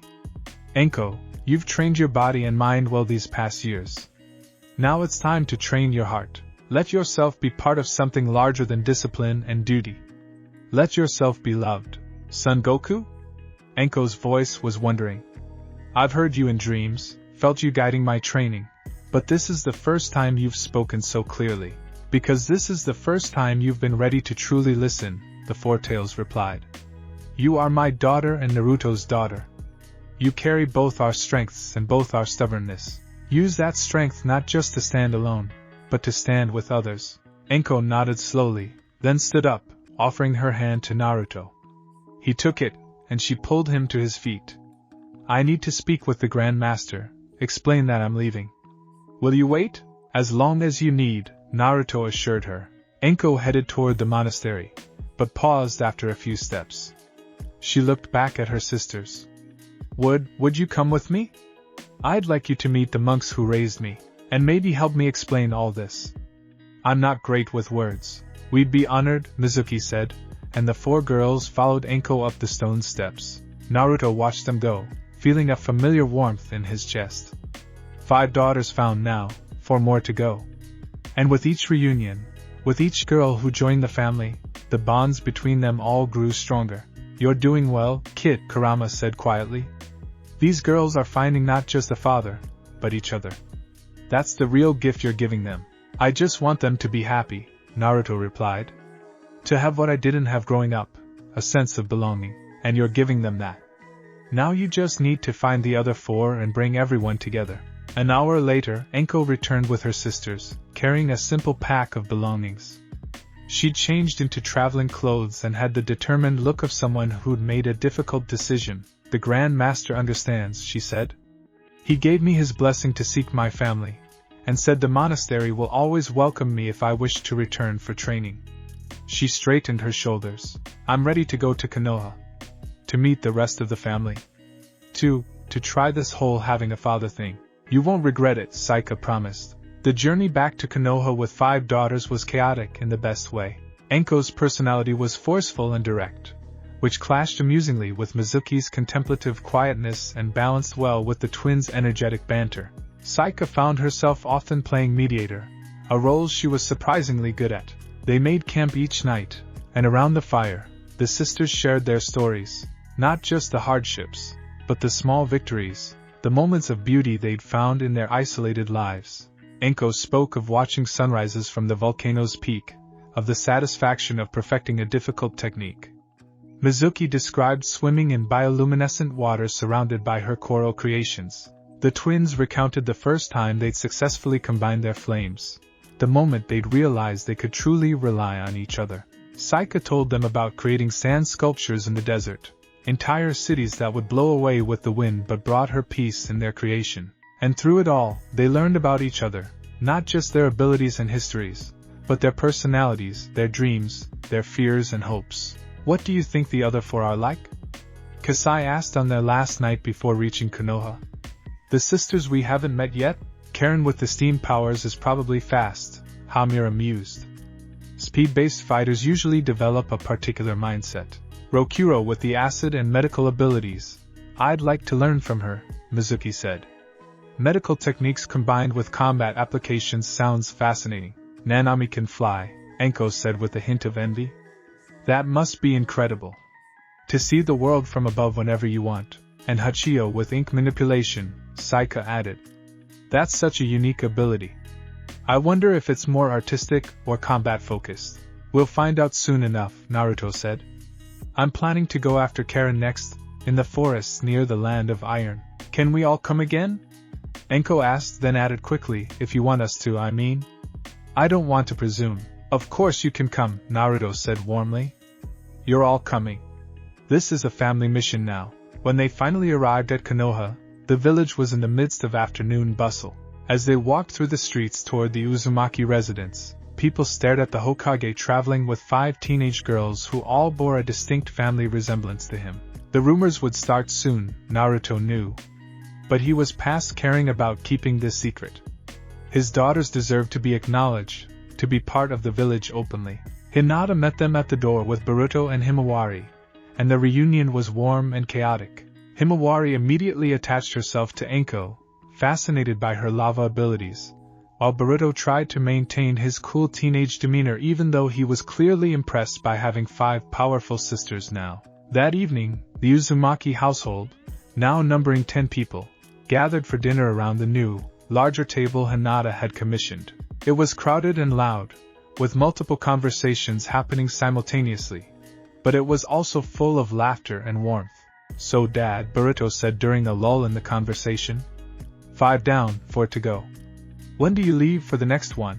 Give me a week to handle Hokage duties and make sure everyone's settled in, Naruto replied. Then we'll go find Karen. All of us?